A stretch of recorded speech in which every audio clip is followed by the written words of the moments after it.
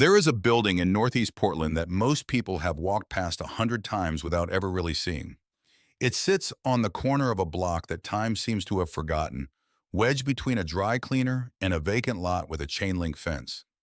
From a distance, if you are driving and you catch it at the wrong angle, you might think it is a church, or maybe a courthouse, something official, something old, something that belongs to another century entirely, which in fact it does.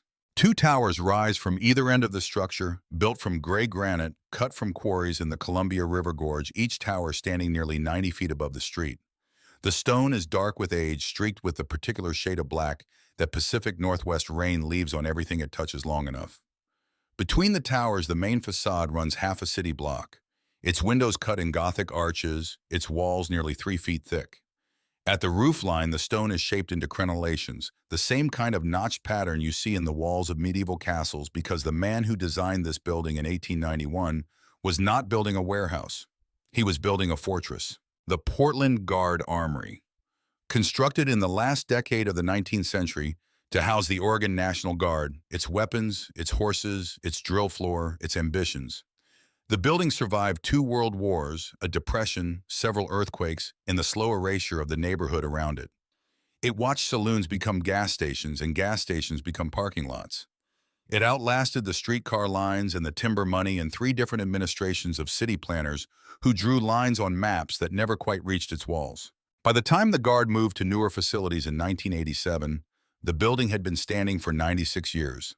It was sold to a private owner for less than the cost of the timber that had once filled its drill floor. For a decade, it sat mostly empty, used occasionally for storage, occasionally for nothing at all. In 1999, a company out of Beaverton bought it, installed interior walls and roll-up metal doors in the old horse stalls and equipment bays, and opened it as Multnomah Armory Self-Storage. Units from $79 a month. There is a small sign near the iron gate, modest enough that you could walk past it a dozen times and miss it. The gate itself is old iron painted black, mounted between 2 stone pillars that once held the original wooden doors of the armory entrance. The keypad next to it is the only thing that looks like it belongs to the current century. On a Tuesday night in October of 2022, just before 9:45 in the evening, a woman in a gray hoodie walked up to that keypad, punched in a 6-digit code, and waited for the gate to swing open. She was 22 years old. She was carrying a canvas bag with a change of clothes and a foam pad rolled under her arm. She had worked a 10-hour shift at a warehouse 14 miles east of the city, and she had exactly nowhere to sleep that night, except for the 12-foot by 15-foot stone room she had been renting for $89 a month to store things she could not bear to leave behind. Her name was Vera Dunmore. She did not know, standing at that gate in the October rain, that she would not leave this building as her home for 26 months. She did not know a great many things that night. She knew how to work hard. She had been doing it since she was 15. She knew how to keep her head down in her complaints to herself, which was something Medford, Oregon had taught her early and thoroughly. She knew how to calculate what she could and could not afford, and she knew that the calculations she had been running for the past 4 months kept coming up the same answer no matter how many times she tried to find a different one. She did not know yet what she was walking into when that gate swung open, but she walked in anyway.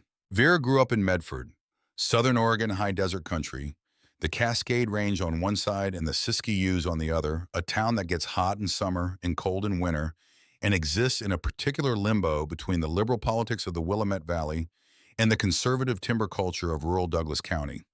It is the kind of place that produces people who are either very determined to leave or completely content to stay, and very rarely anything in between. Her mother, Linda Dunmore, worked dispatch for a regional trucking company. Not the romantic kind of trucking, not long hauls and open roads. The unglamorous kind. Scheduling paperwork phone calls at 2 a.m. when a driver broke down outside of Klamath Falls. Linda was good at her job, and she worked it for 17 years. She was also the kind of woman who never talked about money in front of her children in specific terms, which meant Vera understood from a very early age that money was something you never had enough of without ever being told the exact number. Vera's father had been gone since she was 11. Not dead, just gone. The way some men leave gradually and then all at once, until one day you realize weeks have passed without a phone call, and then months, and then enough time that the absence becomes its own kind of presence in the house. The shape of a person missing from the dinner table, the silence where an opinion used to be. Yin. She had a younger brother named Sammy.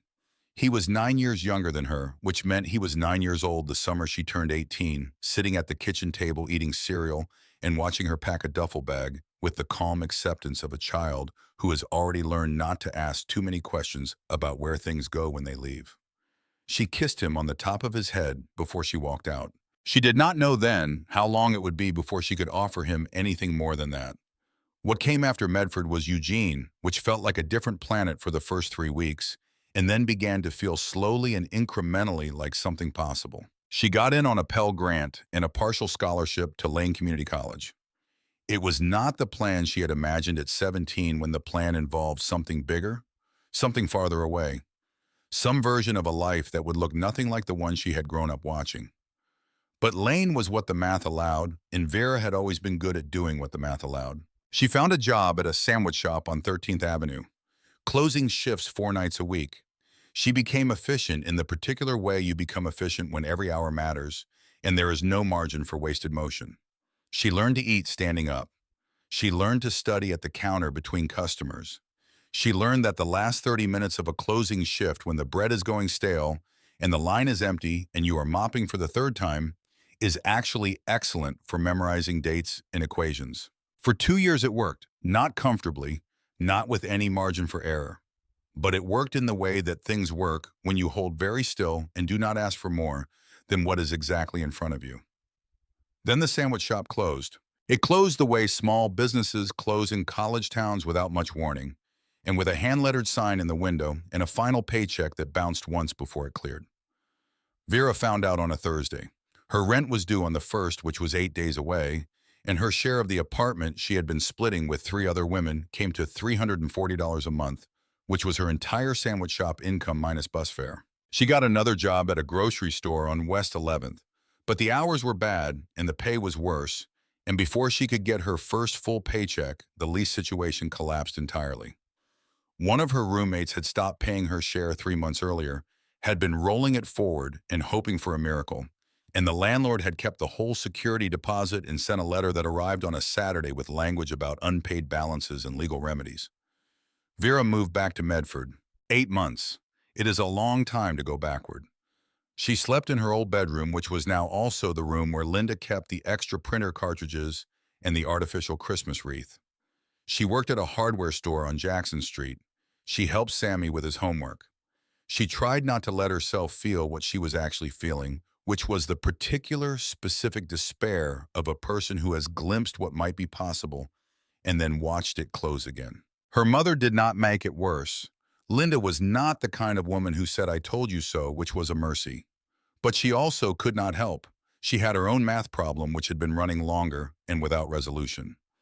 Vera left Medford again in March, 2 days after Sammy's 10th birthday, when a friend from her Eugene days called and said she had a couch in Portland and the city had jobs and maybe things were different enough now to try again. Things were not different, but the couch was real. Portland in 2022 was a city in the particular stage of becoming that is most uncomfortable for people who are not already comfortable. The housing market had done what housing markets in West Coast cities do when enough money moves in from elsewhere, which is to compress the distance between what people earn and what people pay until the distance disappears entirely for some and becomes unbridgeable for others. Vera found the warehouse job within 2 weeks of arriving. It was out in Troutdale, 14 miles east of the city in the Columbia River Gorge corridor, where the big distribution centers lined up along the highway like a second Portland. Nobody puts on a travel poster.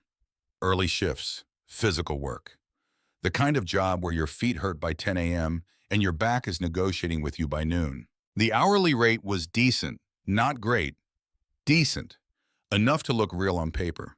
Enough to make her believe for a few days that the math might work this time. She looked at rooms. She looked at shared houses. She sat in the parking lot of a grocery store in Northeast Portland one afternoon with her phone and a notebook and did the math 3 different ways. First, last, and security deposit. In Portland in 2022 for a room in a shared house in a neighborhood she could physically get to from Troutdale without owning a car, The number she kept arriving at was somewhere between $3,000 and $4,000. Her take-home from the warehouse, working full weeks, was roughly $2,100 a month after taxes. She did not have $3,000. She did not have anywhere close to $3,000. She had a canvas bag and a storage unit she had rented 2 weeks earlier to hold the things she had brought from Medford while she stayed on her friend's couch. The couch lasted 6 weeks before the friend's situation changed. It always changes. So Vera Dunmore, 22 years old with a job and a work ethic and more determination than most people twice her age, sat in the parking lot of that grocery store and arrived at the same answer every time. She could not make it work. Not yet. Not the way the numbers were arranged. What she had was a storage unit, $12 a day, a mattress, 2 boxes of clothes, a plastic bin of books she could not bring herself to donate to Goodwill because they were the one category of objects she had carried with her through every move and every loss, and she was not ready to stop carrying them. She had the key card to a gate that opened at 6 in the morning and locked at 10 at night, and she had nowhere else to go. She had been to unit number 14 maybe 8 times in the 2 weeks she had rented it. Enough times to know the route from the gate to the unit third corridor, to the left, past the vending machine that did not work, past the wall where someone had scratched initials into the stone with what must have been a very determined key. The unit was at the end of the corridor where the building curved slightly with the geometry of the original Armory floor plan, so the back wall of unit number 14 was not flat but slightly angled, following the shape of the old stone structure behind it. The interior walls were drywall installed by the storage company in 1999, beige and unremarkable. But the back wall, the one that faced the original exterior of the 1891 building, was stone. Gray granite rough cut with mortar lines half an inch wide between the blocks. When you put your hand on it, even in October, even in the relative warmth of an autumn evening, the stone was cold in a way that went deeper than temperature. The kind of cold that belongs to mass, to weight, to the accumulated stillness of 131 years. The ceiling was the original Armory ceiling. When the storage company had installed the interior walls, they had left the vaulted stone arch overhead intact because it was too expensive to lower and too structurally involved to modify. So unit number 14 had a drywall shell with a granite vault rising 12 feet above it, curving upward in the shape the original stonemasons had built in 1891 when they were constructing a place designed to hold things worth protecting. Vera had noticed the ceiling on her first visit. She had not thought much about it then. On the night she stayed for the first time, it was the first thing she really saw. It was a Tuesday, the 11th of October, 11 minutes before 10 o'clock at night. She punched the code and walked through the gate with her canvas bag and her foam pad, and she walked the route she knew to the third corridor, past the vending machine, past the initials in the stone to the door of unit number 14. She did not have a plan. That is the honest version of what happened. She had the beginning of a plan, which is not the same thing. The plan was to sleep here tonight because she had no other option that did not involve a car she did not yet own or a floor she had already used up her credit on. The plan was tonight only. She lifted the roll-up metal door and let it rattle to the top of its track and stood in the opening for a moment with the corridor light behind her. The unit smelled like dust and cold air and something faintly chemical from the moving blankets someone had left against one wall before her time. The mattress was in the back left corner where she had pushed it to make room for the boxes. The 2 boxes of clothes were stacked against the right wall. The plastic bin of books was open, and the top layer of paperbacks had shifted during the last time she had been in here, looking for her winter jacket, and they were partially out of alignment. She stepped in. She set the canvas bag on the floor. She unrolled the foam pad on the mattress. She sat down, and she looked up. The ceiling of unit number 14 was dark. What little light came in from the corridor gap at the base of the roll door cast a thin rectangle of pale illumination across the concrete floor, not reaching the walls, not reaching above 3 feet. The vault above her was invisible. She could feel it more than see it. The particular quality of silence that happens in a vaulted stone space, the way sound does not bounce flat and immediate, the way it does in a drywall room, but moves upward and softens and comes back slightly changed. She sat on the mattress in the dark and listened. She heard nothing. Not nothing in the way of quiet, nothing in the way of absence. In 6 weeks on her friend's couch, she had fallen asleep to the sound of the apartment's refrigerator cycling and traffic on the street and her friend's voice through the wall on late phone calls. In Medford before that, she had heard her mother's television through the ceiling and Sammy's alarm clock going off 6 minutes before he actually got up every morning. In Eugene, in the shared house with three other women, someone was always in the kitchen or in the bathroom or moving through the hallway. She had not heard nothing since she could not remember when. She sat on the mattress in unit number 14 of the Multnomah Armory self-storage building, and she heard nothing, and the nothing was so complete and so total that it took her a full 2 minutes to understand what was missing. Nobody could hear her breathe. Nobody was wondering if she was okay. Nobody was weighing whether her presence was a burden. Nobody was going to knock on the door in the morning with an expression that said the arrangement had run its course. Nobody was owed an explanation. Nobody was owed anything. She was in a room that cost $89 a month, and for exactly that $89, the room asked nothing of her. It did not need her to be cheerful. It did not need her to be grateful. It did not need her to be a house guest or a charity case or a girl from Medford who was figuring it out. It did not need her to be anything. She lay back on the mattress with her jacket still on and her boots still laced, and she looked up at the dark where the stone vault was, 131 years of granite above her, and she felt something shift in her chest.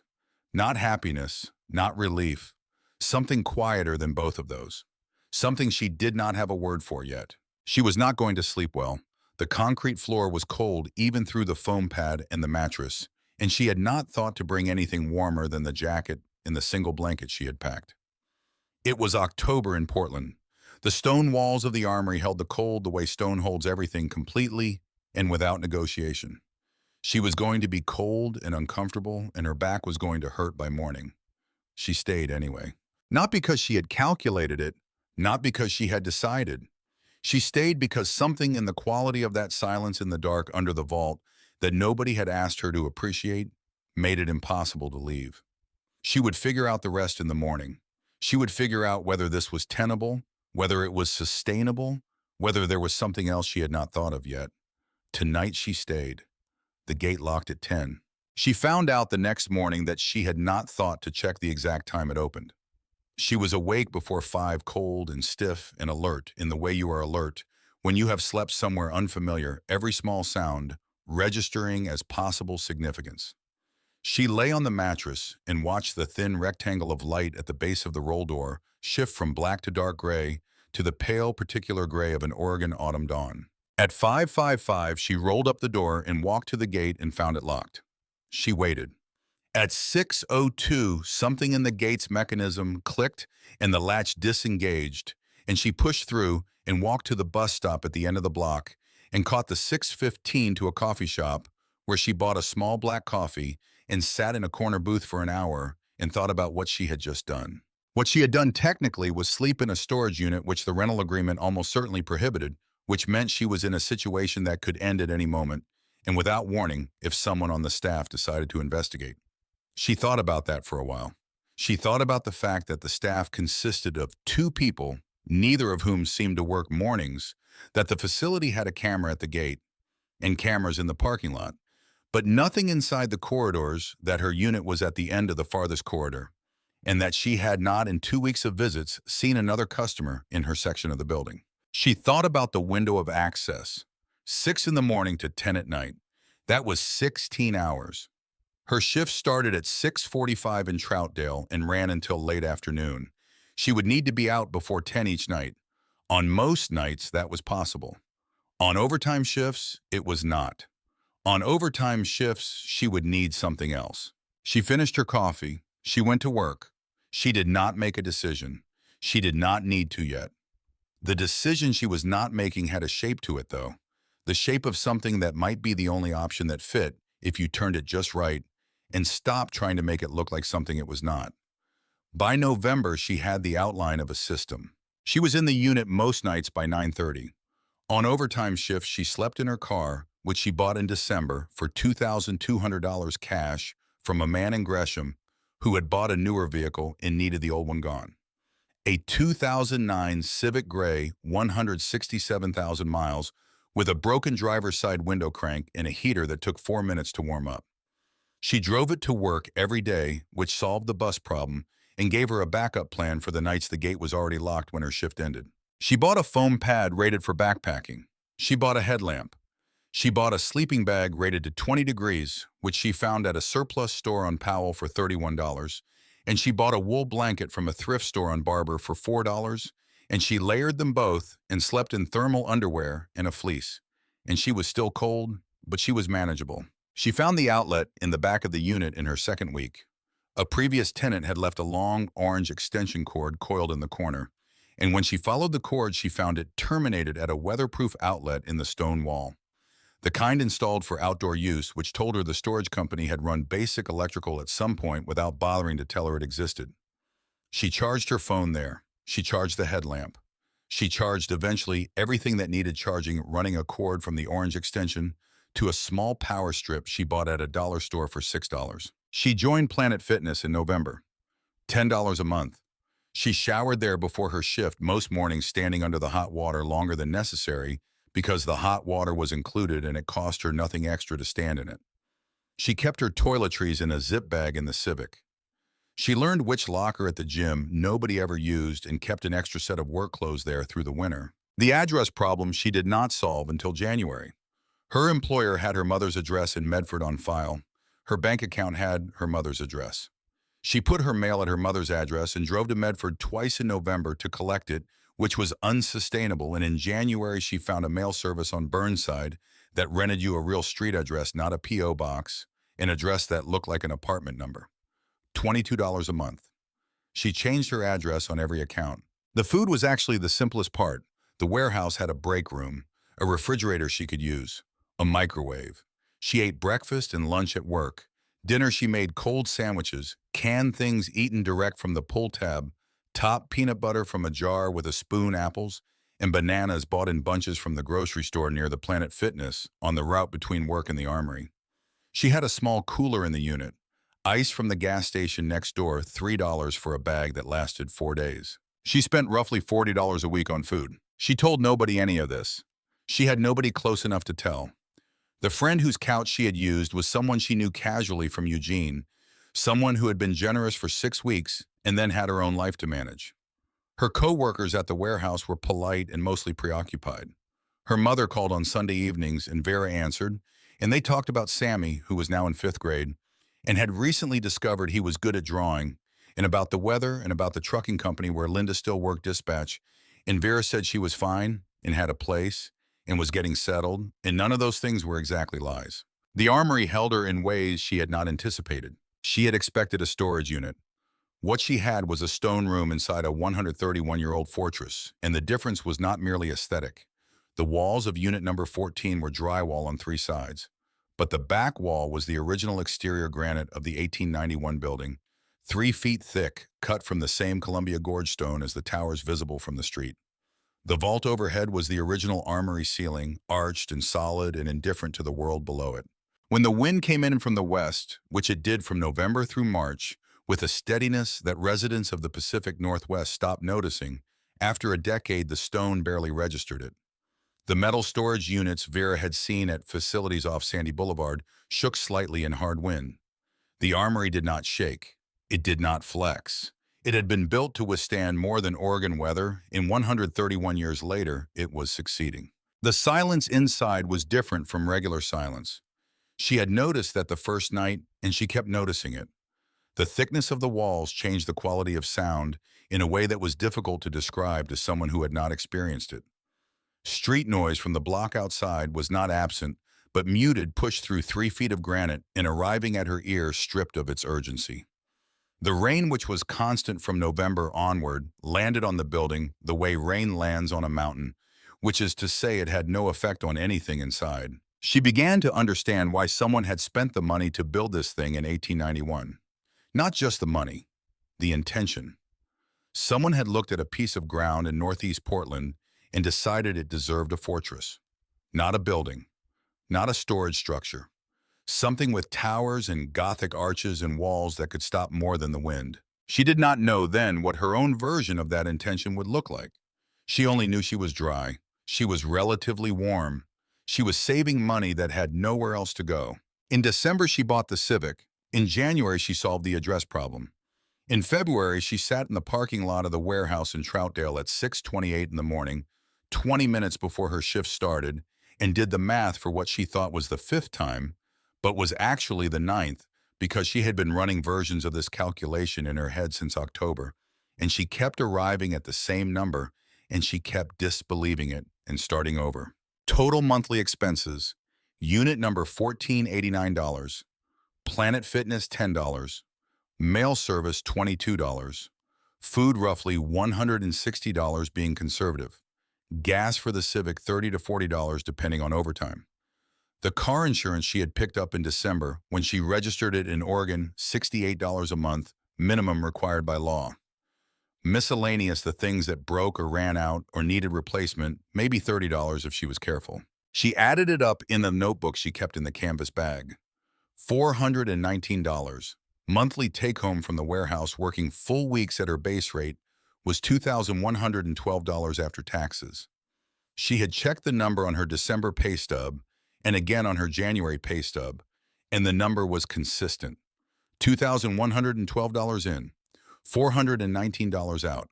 The difference was $1,693 every month.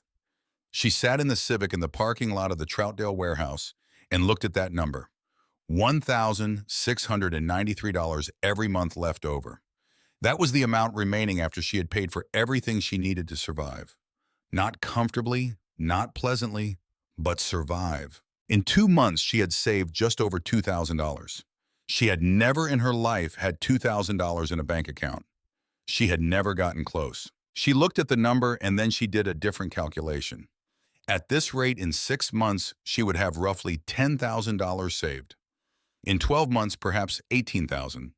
In 18 months, she might be looking at something in the range of $25,000, accounting for the occasional car repair or unexpected expense. She put the notebook down on the passenger seat. Then she thought about what $25,000 would make possible for a 22-year-old woman who had been running on borrowed couches and borrowed time for the past year. She thought about what it would mean to have that kind of ground under her feet. Actual ground. The kind that does not shift when someone else's situation changes. And then she thought about the apartment, because here was what she had not considered in all the time she had run this calculation before. She had been thinking of the storage unit as a stopgap, a bridge between where she was and where she needed to get to, which was a real apartment with a real lease and a real address. The standard endpoint, the place you go when you have saved enough to cover first, last, and deposit. First, last, and deposit in Portland for a studio or a shared room in a neighborhood she could reach from Troutdale was somewhere between $3,000 and $5,000.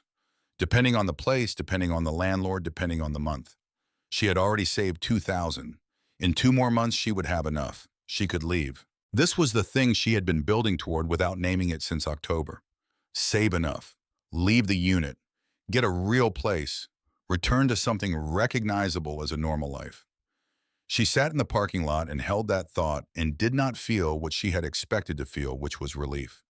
She felt something much quieter and much more complicated, and in some way that she was not ready to articulate, much more frightening. If she left now, if she took the 2 more months of savings and used them as a deposit on an apartment, she would be paying somewhere between $1,300 and $1,600 a month in rent for the rest of the foreseeable future.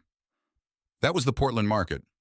That was what a room cost, a real room in a shared house, in a neighborhood that was not completely outside what her warehouse salary could reach. She would go from spending $419 a month to spending between $1,700 and $210 a month.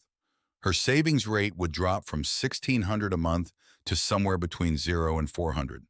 She would be comfortable. She would be normal. She would be exactly where she had been trying to get since she arrived in this city. She would also, within 18 months, be exactly where she had been before she came to Portland at all. Splitting rent with strangers whose financial situations she could not control in an apartment she did not own and could not afford to stay in. If one person stopped paying with a deposit she had probably already lost in her mind, because that was how deposits worked. She stared through the windshield at the parking lot. A coworker walked past and raised a hand, and she raised a hand back. The morning was gray and cold the way Oregon February mornings are gray and cold without drama, as a simple matter of fact. She picked up the notebook. She did not recalculate the rent scenario. She had already done it. She wrote one sentence in the notebook at the bottom of the page where she had been running the numbers. She would not show this notebook to anyone for 3 more years, so she did not write it for an audience. She wrote it because she needed to see it outside her own head. She wrote, "I could leave. I am choosing not to." She closed the notebook. She put it in the canvas bag. She got out of the Civic and walked into the warehouse and clocked in at 6:44, 1 minute early, and began her shift. The decision she had just made was not dramatic. There was no moment of clarity, no revelation, no sudden sense of destiny. There was only a 22-year-old woman in a parking lot in Troutdale, choosing the option that the math supported the way she had always chosen things, the way Medford had taught her to choose things by looking at what was real and working with what she actually had instead of what she wished she had. She had a stone room in a 131-year-old fortress that asked $89 a month and nothing else from her. She was keeping it, not because she had no other option. That was the old version of the story, the version she had been telling herself since October, and it had just stopped being true. She had another option now. She had the deposit money. She could leave. She was staying because staying was the right choice. Because the math said something had changed, and she was the one who had changed it, and she was not ready to stop. She thought about Sammy, 10 years old in Medford, drawing things at the kitchen table while her mother worked dispatch. She thought about what it would mean to save not just enough to rent a room from someone else, but enough to do something that could not be taken away. She did not know what that looked like yet. She had not read the books yet, had not sat in the library yet, had not found the forums or the articles or the specific clarity that would come 18 months from now. But she understood the shape of the thing she was building even if she could not yet name it. She was building ground, real ground. The kind that does not belong to a landlord who can raise the price, or a roommate who can stop paying, or a lease that can end. She did not know what form that ground would eventually take. She only knew that it required time, and it required the saving rate she had discovered in that parking lot on a gray February morning. And the saving rate required the stone room. The stone room required the fortress. The fortress was still there on the corner of its block in northeast Portland, its 2 granite towers rising into the February sky.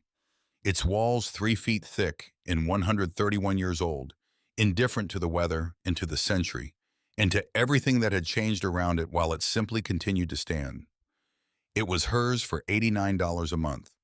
She went to work. The thing about living inside a problem is that the problem stops feeling like a problem and starts feeling like a set of conditions. Vera had been inside her set of conditions for 4 months by the time February turned into March, and the conditions had not changed, but her relationship to them had changed in the way that a person's relationship to anything changes when they stop trying to escape it and start trying to understand it. The unit was cold. The unit was dark. The unit had no running water and no heat source, and a roll-up door that let in a thin band of Oregon air at its base all winter long. These were facts. She was not going to make them not facts by wishing, and she had never been much of a wisher anyway. So she worked on the facts. The cold was the first problem she had addressed back in November with the sleeping bag and the wool blanket and the foam pad under the mattress. That combination had gotten her through the first weeks. But the first weeks were early November when the temperature in Portland was dropping, but had not yet committed to its worst. By December, the temperature inside unit number 14 was hovering in the low 40s by midnight and dropping further before dawn. She knew this because she bought a small digital thermometer from a dollar store and attached it to the stone wall with a piece of duct tape, and she checked it every night before she went to sleep. And every morning when she woke up and she wrote the numbers in her notebook, the same way she wrote her expenses, because data was the only tool she had for understanding what she was dealing with. The sleeping bag got her through December. Barely. She added a second layer under the mattress, a piece of closed-cell foam she found at a thrift store for $3, and the difference was substantial enough that she understood something she had not understood before. The cold she was fighting was not only coming from the air, it was coming from the ground. The concrete floor of the unit was a direct conductor of the Earth's temperature below it, which in Oregon winter was around 40 degrees, and no amount of blankets on top of a body can fully compensate for 40 degrees of cold pressing up through a mattress from below. The second foam layer addressed 60% of that problem. The remaining 40% she addressed with every layer of clothing she owned, which in December meant thermal underwear, fleece pants, 2 pairs of wool socks, a long-sleeve shirt, a fleece and a jacket, all of it worn to bed so that she was essentially sleeping fully dressed every night, which was uncomfortable in a way that was difficult to describe but possible to live with. She was living with a great many things that were difficult to describe but possible to live with. The darkness was easier to solve than the cold, once she stopped thinking of it as an atmosphere problem and started thinking of it as an engineering problem. The headlamp she had bought in November was functional but narrow. It gave her a cone of light wherever she pointed her head, which was adequate for finding things, but not adequate for reading or for any task that required looking at something other than the precise direction her skull was aimed. She found a camping supply forum online and read about LED lanterns and panel lights, and she found a set of clip-on LED panels at a sporting goods clearance sale in January for $11 a piece. She bought 3. They ran on rechargeable batteries. She charged them in rotation from the outlet in the back wall, cycling them through the power strip so that one was always fully charged while one was in use and one was on the backup rack. The 3 panels together, clipped to the shelving unit she had not yet built, positioned at different angles around the space, gave her enough light to read by. This mattered more than she would have expected it to matter. Reading was what she did in the hours between getting home and going to sleep, and reading in the unit with the panels casting their flat LED light against the stone and drywall walls was something she came to look forward to with a specific and private pleasure that had nothing to do with the quality of the space and everything to do with the quality of the silence. She read in bed with her jacket on, in 3 LED panels, making the vaulted ceiling visible above her, and the books she had carried from Medford to Eugene to Medford again, and finally to the stone room did not care where they were being read. They were just books. The vault was just stone. The combination of the two was hers, and it was quiet, and for an hour every night before she went to sleep, it was enough. She built the shelf in March. Not a shelf, a shelving unit. There is a difference. A shelf is a board. A shelving unit is a structure, 4 uprights and 3 horizontal lengths designed to hold weight and stay level on an imperfect surface, which the concrete floor of unit number 14 was not precisely. She had been to the Restore on Southeast Powell twice before she found what she needed, which was a set of pine boards in varying lengths left over from someone's renovation project sold for $14 for the lot. She loaded them into the Civic and drove them to the Armory on a Sunday afternoon and spent 2 hours measuring and cutting and assembling in the corridor outside the unit because the unit itself was too small for the work. The shelf went against the back wall, the stone wall. It fit almost exactly, which was partly planning and partly the particular luck that comes from doing something for the first time and somehow getting it nearly right. She moved her clothes from the 2 cardboard boxes to the shelves. She folded them each item the way she had not been folding them because there had been nowhere to fold them to. She organized them by type. Work clothes on the top shelf, everything else below arranged by weight, heavier things at the bottom where she could reach them without thinking, lighter things at the top where she could see them. It sounds small, it was not small. There is something that happens when you organize a space that you have been living in disorganized. It is not cosmetic. It changes the way the space feels when you are in it, and it changes the way you feel when you are in the space. And both of those things are real, whether or not anyone outside the space can perceive them. The unit had been functional. After the shelf, it began to be something else, something without a precise name, something adjacent to home, in the way that a place can be adjacent to a word without quite earning it. She found the rug in April at a Goodwill on Barber Boulevard. Thick wool muted red and brown, roughly 4 feet by 6 feet, clearly from a house that had cared about its floors once. $6. She put it down in the sleeping area between the foot of the mattress and the roll door, and she stood on it in her socks. And the difference between standing on concrete and standing on wool was immediate and complete. She bought the plant in May, a pothos, because she had read that pothos plants survive almost any indoor condition, including low light, inconsistent watering, and the particular neglect of a person who is keeping it alive in a storage unit inside a granite armory. She put it on the highest shelf where it got the most ambient light from the LED panels in the thin gap under the roll door. She named it Nothing. She watered it every 3 days with water from the small jug she kept filled at the Planet Fitness. It did not die. It did not die all through May and June and July. It grew slowly the way things grow when they have almost nothing to work with. A new leaf every couple of weeks. Nothing dramatic. But she started checking it in the mornings before she left for the shift. A quick look at the top shelf and the checking became a thing she did without thinking about doing it, which meant it had become a habit, which meant it had become part of the structure of her days. She kept the notebook running all this time. Every Sunday evening, she added up the week's expenses, wrote the total in the column on the right side of the page, and did the running calculation of how much had accumulated in the bank account. She did not do this to feel good about the number. She did it because the number was information, and information was the only thing between her and the alternative, which was to feel like she was treading water in the dark. The number told her she was not treading water. The number told her she was moving. April came in cold and damp the way April comes in Portland, where the difference between April and March is mostly theoretical, and spring announces itself in degrees so small you have to look for them rather than feel them. She had been in the unit for 6 months. She got sick in the second week of April.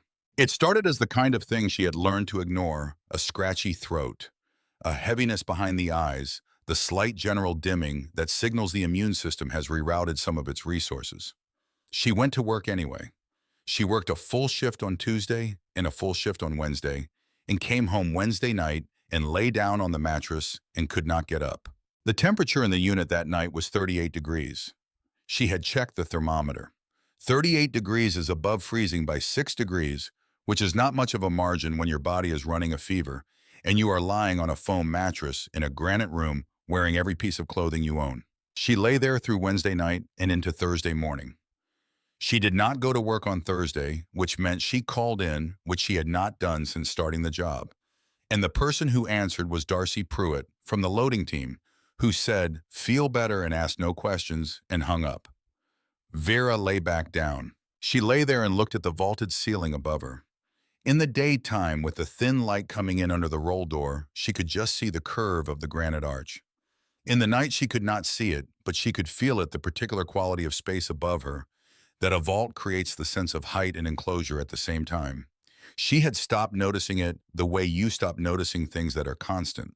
Now she noticed it again. She was 38 degrees cold and her throat hurt and her head was thick with the particular pressure of a sinus infection, and she lay under the stone vault in unit number 14 and thought for the first time in 6 months that she might have made a terrible mistake. Not a passing thought. The real version of the thought. The one that had been sitting in the corner of every decision she had made since February, quiet and patient, waiting for a moment when she was vulnerable enough to hear it. You are living in a storage unit. You have a fever. If this gets worse, you have no one who knows where you are. You have no way to get to a doctor without calling in and losing more pay. You are 38 degrees cold in a stone room that nobody knows you are in, and you are 22 years old, and this is what you chose. She let herself have the thought.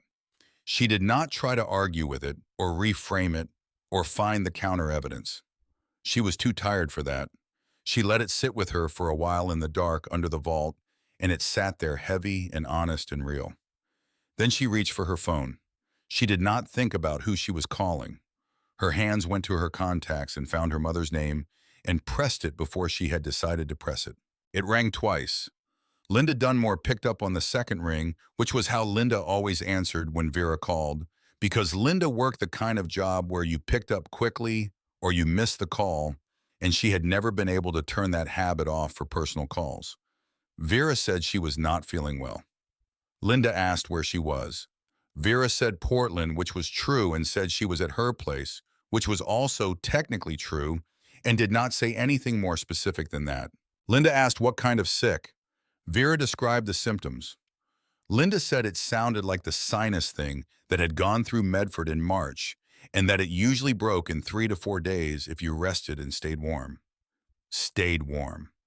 Vera almost laughed. She did not. There was a silence on the line, the kind of silence that exists between a mother and a daughter who have been talking around the things they are not saying for long enough that the silences have become a language of their own. Linda had not asked directly about Vera's housing situation in 3 months. Vera had not offered information. They had arrived at a mutual agreement unspoken and therefore unbreakable to talk about Sammy and the weather and the trucking company and leave the rest of it alone. Linda said into the silence, "You were never someone who quit when it got hard." She said it simply without weight as a statement of fact. Not a pep talk, not a performance, just a thing she had observed about her daughter over 22 years and was choosing to say out loud. Vera did not say anything for a moment. Then she said she knew. She said she would be fine. She said she would call on Sunday. She hung up. She lay in the dark for a long time after that. The fever had crested and she could feel it, that particular quality of heat behind the eyes that tells you the body is working and will keep working. She was cold. She was uncomfortable. She was alone in a stone room in the middle of Portland at some hour of the night that she did not check because knowing the hour would not help anything. But she was not going to quit. That was settled now. What was less settled was the more specific problem, which was the cold. Not the discomfort cold that she had been managing with clothing and blankets. The real cold, the 38-degree cold that had been part of the equation since October, and that she had been handling through pure endurance. And that was not a sustainable solution for a person who intended to stay in this space for significantly longer than 6 months. She needed to solve the heating problem. Not partially. Actually, she started thinking about it that Thursday, lying sick on the mattress, because thinking about a solvable problem was better than thinking about the unsolvable ones. And she had learned early that the unsolvable ones get quieter when you give your attention to the ones you can actually do something about. A space heater was the obvious answer, and also the wrong one. She had looked into space heaters in November, and the fire risk in an enclosed space with no ventilation was not something she was willing to accept. Not with everything she owned in the room. Not with the stone walls and the roll door, and no way out fast enough. She eliminated space heaters permanently and moved on. She thought about heated blankets. She had seen them in drugstores and big box stores, the kind that plug into a wall and keep a constant low temperature. They required an outlet. She had an outlet. She looked them up on her phone that Thursday afternoon, lying in the dim light under the vault, and found that most of them required continuous wall power, which she had, but that they also drew significantly in power consumption, which might register on the facility's systems. She kept looking. She found the battery-powered heated mattress pad on a liquidation website Friday morning.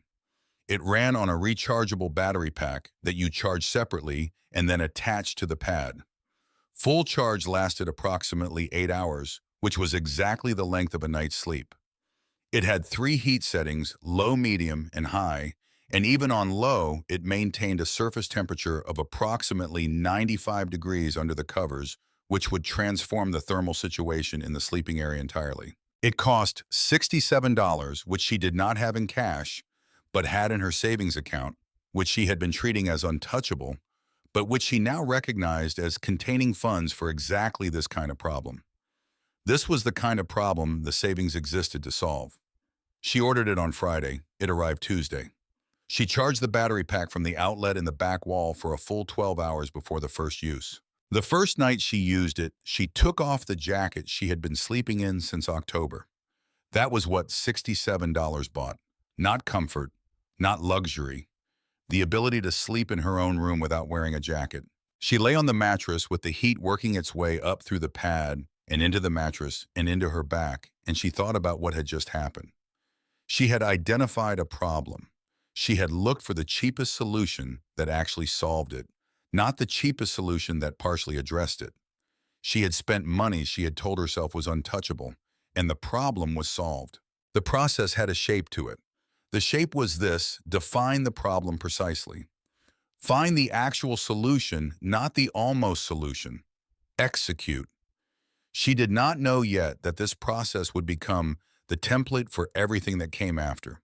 She only knew that she was no longer cold at night, that the fever had broken on Saturday, as her mother had predicted, and that she had gone back to work on Monday without having quit anything. By the time summer came, unit number 14 had changed. Not dramatically. Nothing in Vera's life changed dramatically. Things changed incrementally, one solved problem at a time. each solution becoming part of the structure of the next month, each month building on the architecture of the one before it. She added a mirror in June.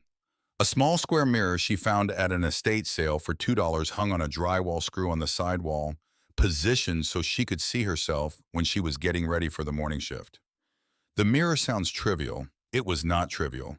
There is something that happens to your sense of yourself when you stop being able to see your own face for months at a time.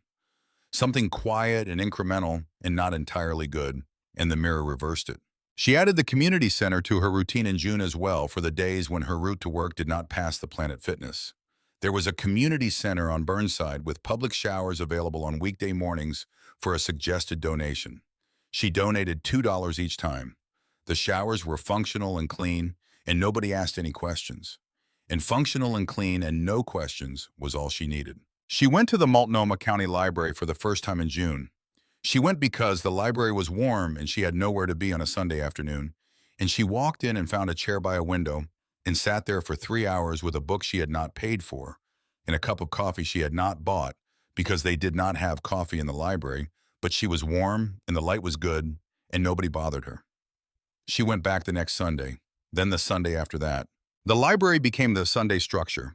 She was there when they opened and she left when she felt ready to leave. She read. She used the computers. She found things she had not gone looking for the way you find things in libraries when you give them enough time, which is how libraries are supposed to work, and how they almost never get credit for working. She found a section on personal finance in July, not the books with photographs of yachts on the cover. The actual ones, the ones written by people who had been broke and had worked their way out of it by thinking differently about money rather than by earning more of it. She read about the difference between assets and liabilities.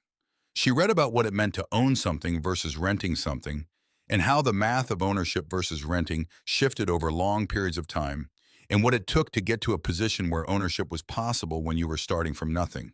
She thought about Sammy when she read those books. Not specifically. The thought of Sammy was the background of every plan she made, the gravity that gave her plans direction without always being named. She did not know yet what form her responsibility to him would take.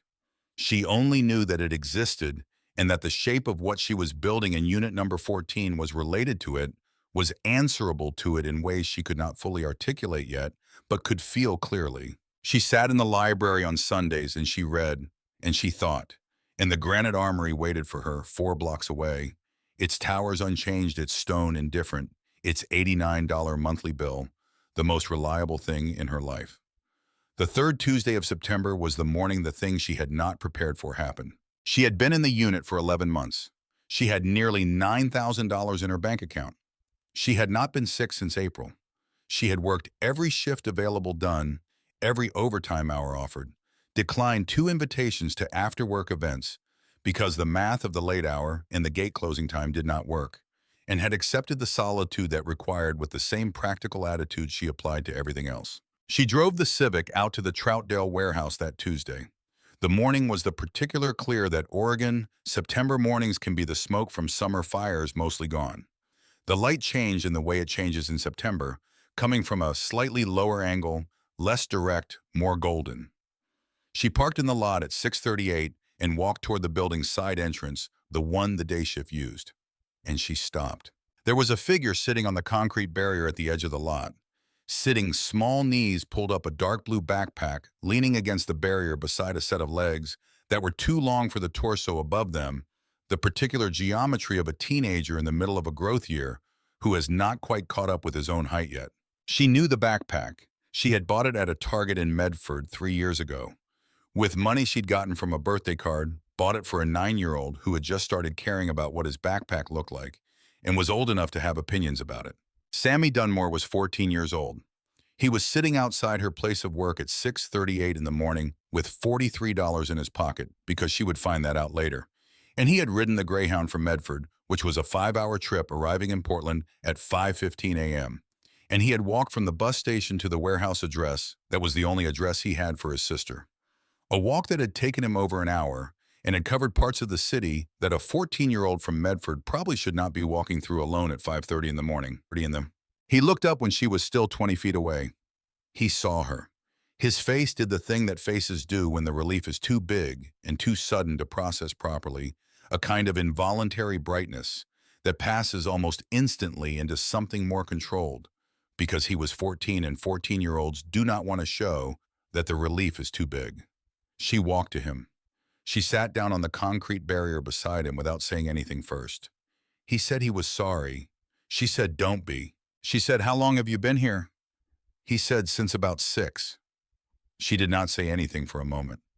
A coworker walked past and raised a hand, and she raised a hand back, and then she turned and looked at her brother, who was wearing a gray hoodie and jeans and the sneakers he had gotten at the beginning of the school year, and who looked like he had not slept on the Greyhound, or if he had not, well. She said what happened. He told her, not in a rush, not dramatically, the way the Dunmore family always told things, which was straight and without embellishment, because their mother had never had patience for embellishment, and they had both learned to communicate in facts. The facts were that their mother's situation had changed in August, that the man who had been in the picture for the past year had changed the situation in ways that Sammy described in the careful terms of a 14-year-old trying to be accurate without being melodramatic, and that Sammy had spent 2 weeks trying to figure out what to do, and had arrived at the decision that Vera was what to do. He had her work address. He did not have her home address. He had never had her home address because she had given everyone the mail service address, which was a suite number in a building on Burnside that was not where she lived. She had $9,000 in her bank account. She had that thought sitting on the concrete barrier next to her 14-year-old brother. And the thought had a quality she had not felt before, a quality of the money becoming suddenly and specifically real in a way it had not been when it was just a number in a notebook. $9,000 in the account was abstract. $9,000 when your brother has ridden 5 hours on a Greyhound with $43 and is sitting outside your workplace at 6:38 in the morning was not abstract at all. She had not missed a shift since April. She said to Sammy, "I need you to wait here for 2 more minutes." She went inside and found her shift supervisor, a man named Bill, who had worked at the warehouse for 11 years and who understood that things happened in people's lives that were outside their control, and she told him her brother had shown up from out of town with a family situation and she needed to take the day. Bill said, "Take it." She did not even have to explain more than that. She came back out and she and Sammy walked to the Civic. She drove him to a diner on Glisson Street that she knew opened early, and they sat in a booth and she ordered coffee for herself and food for Sammy, who ate with the concentrated efficiency of someone who has been awake since before dawn and has not eaten since the night before. And she watched him eat and thought about the next part. The next part had complications. She could not take Sammy to her home because her home was unit number 14 of the Multnomah Armory self-storage building, and a 14-year-old boy staying in a storage unit was a different situation than a 22-year-old woman staying in a storage unit, and the risk of discovery increased significantly with 2 people. And beyond the risk, there was the simple fact that a 150-square-foot stone room with no running water and a roll-up door was not a suitable long-term environment for a teenager. But she could not send him back to Medford until she knew what he was going back to, and she could not set him up somewhere she had not set up yet. So she needed a few days, maybe more, to make calls and figure out what was possible, which meant she needed somewhere for Sammy to be in the meantime. She took him to the Armory that evening. She did not explain everything. She told him the truth, which was that she was keeping her stuff here, and sometimes she stayed here, and that it was temporary. Sammy looked at the Armory building from the sidewalk for a long time before she opened the gate. He tilted his head back to take in the height of the towers. He said nothing. Inside in the corridor, she watched him process the stone walls. The Gothic arch details the dim light, the silence. She could see him filing it away the way Sammy had always filed things away, with a visual memory that was better than anyone else in the family. She unlocked unit number 14 and rolled up the door. Sammy stood in the opening and looked at the shelves. The LED panels, the mattress with its layers, the pothos on the top shelf, the rug on the floor, the small power strip with its organized cords, the digital thermometer on the stone wall. He said, "You made this." She said, "I made what worked." He said nothing else for a moment. Then he stepped in and sat down on the rug cross-legged and looked around at the space the way people look at things that are not what they expected and are trying to recalibrate. He said, "It's kind of like a room." She said, "It is a room." He stayed 11 days. She drove him to the Planet Fitness in the mornings and he showered there on her membership, while she showered too, which was technically against the terms of the membership, and also technically not visible to anyone because the shower area was a row of individual stalls with doors that locked. She bought him a cot from a thrift store for $12 and set it up in the unit beside the mattress. And the arrangement was crowded, in the particular way that two people in a 150 square foot space is always crowded, which is not comfortable but is manageable. She spent those 11 days making calls. She called Linda. The conversation was long and not easy, and she did not record what was said in her notebook and did not describe it later in detail because some conversations belong only to the people who have them. She came away from it with a clearer picture of the situation in Medford, and the picture was not one she was willing to leave Sammy in without a different arrangement in place first. She called their aunt in Eugene, their father's sister Carol, who had stayed in contact through the years, in the way some relatives do, even when the central figure has left out of her own sense of what family means, rather than obligation. Carol was a reliable woman, measured and practical, who worked at a dental office and owned a small house with a spare bedroom. She said yes without significant deliberation. She said, of course. The arrangement would cost money. First month's additional expenses for food and incidentals, while Sammy settled school enrollment fees, the practical costs of adding a person to a household that had not budgeted for one. Vera calculated the number and did not flinch at it. She transferred the money to Carol the day before she drove Sammy to Eugene, $380 for the first month, with an agreement to contribute $200 a month for the next 6 months, while Carol absorbed the larger costs. $200 a month for 6 months was $1,200. She ran the numbers. She could do it. Not without adjusting the savings rate, but she could do it. She drove Sammy to Eugene on a Sunday morning in late September. She did not tell him the exact shape of her arrangement in Portland. She told him she had something figured out and that it was working and that she was saving money and that the money was for things that mattered. She told him Carol was good and that Eugene was where she had been happiest in her own adult life and that the change of scene was not a punishment. He said he knew. He said, thanks, Vera. She said, don't thank me. She drove back to Portland alone on the 5 North the Columbia River Gorge, opening up on her right side as she came up through the hills, the river flat and gray and enormous below the highway, the light going down fast, the way it goes down fast in Oregon. September, all at once and without ceremony. She thought about the $9,000. She thought about the pothos on the top shelf. She thought about the fact that 11 days in a storage unit in a stone Armory building had not seemed to diminish Sammy the way she had feared it might, that he had not looked at the space with horror, but with something she was less able to name, something that looked in quiet moments almost like recognition. She thought about what it had meant to have the money when she needed it.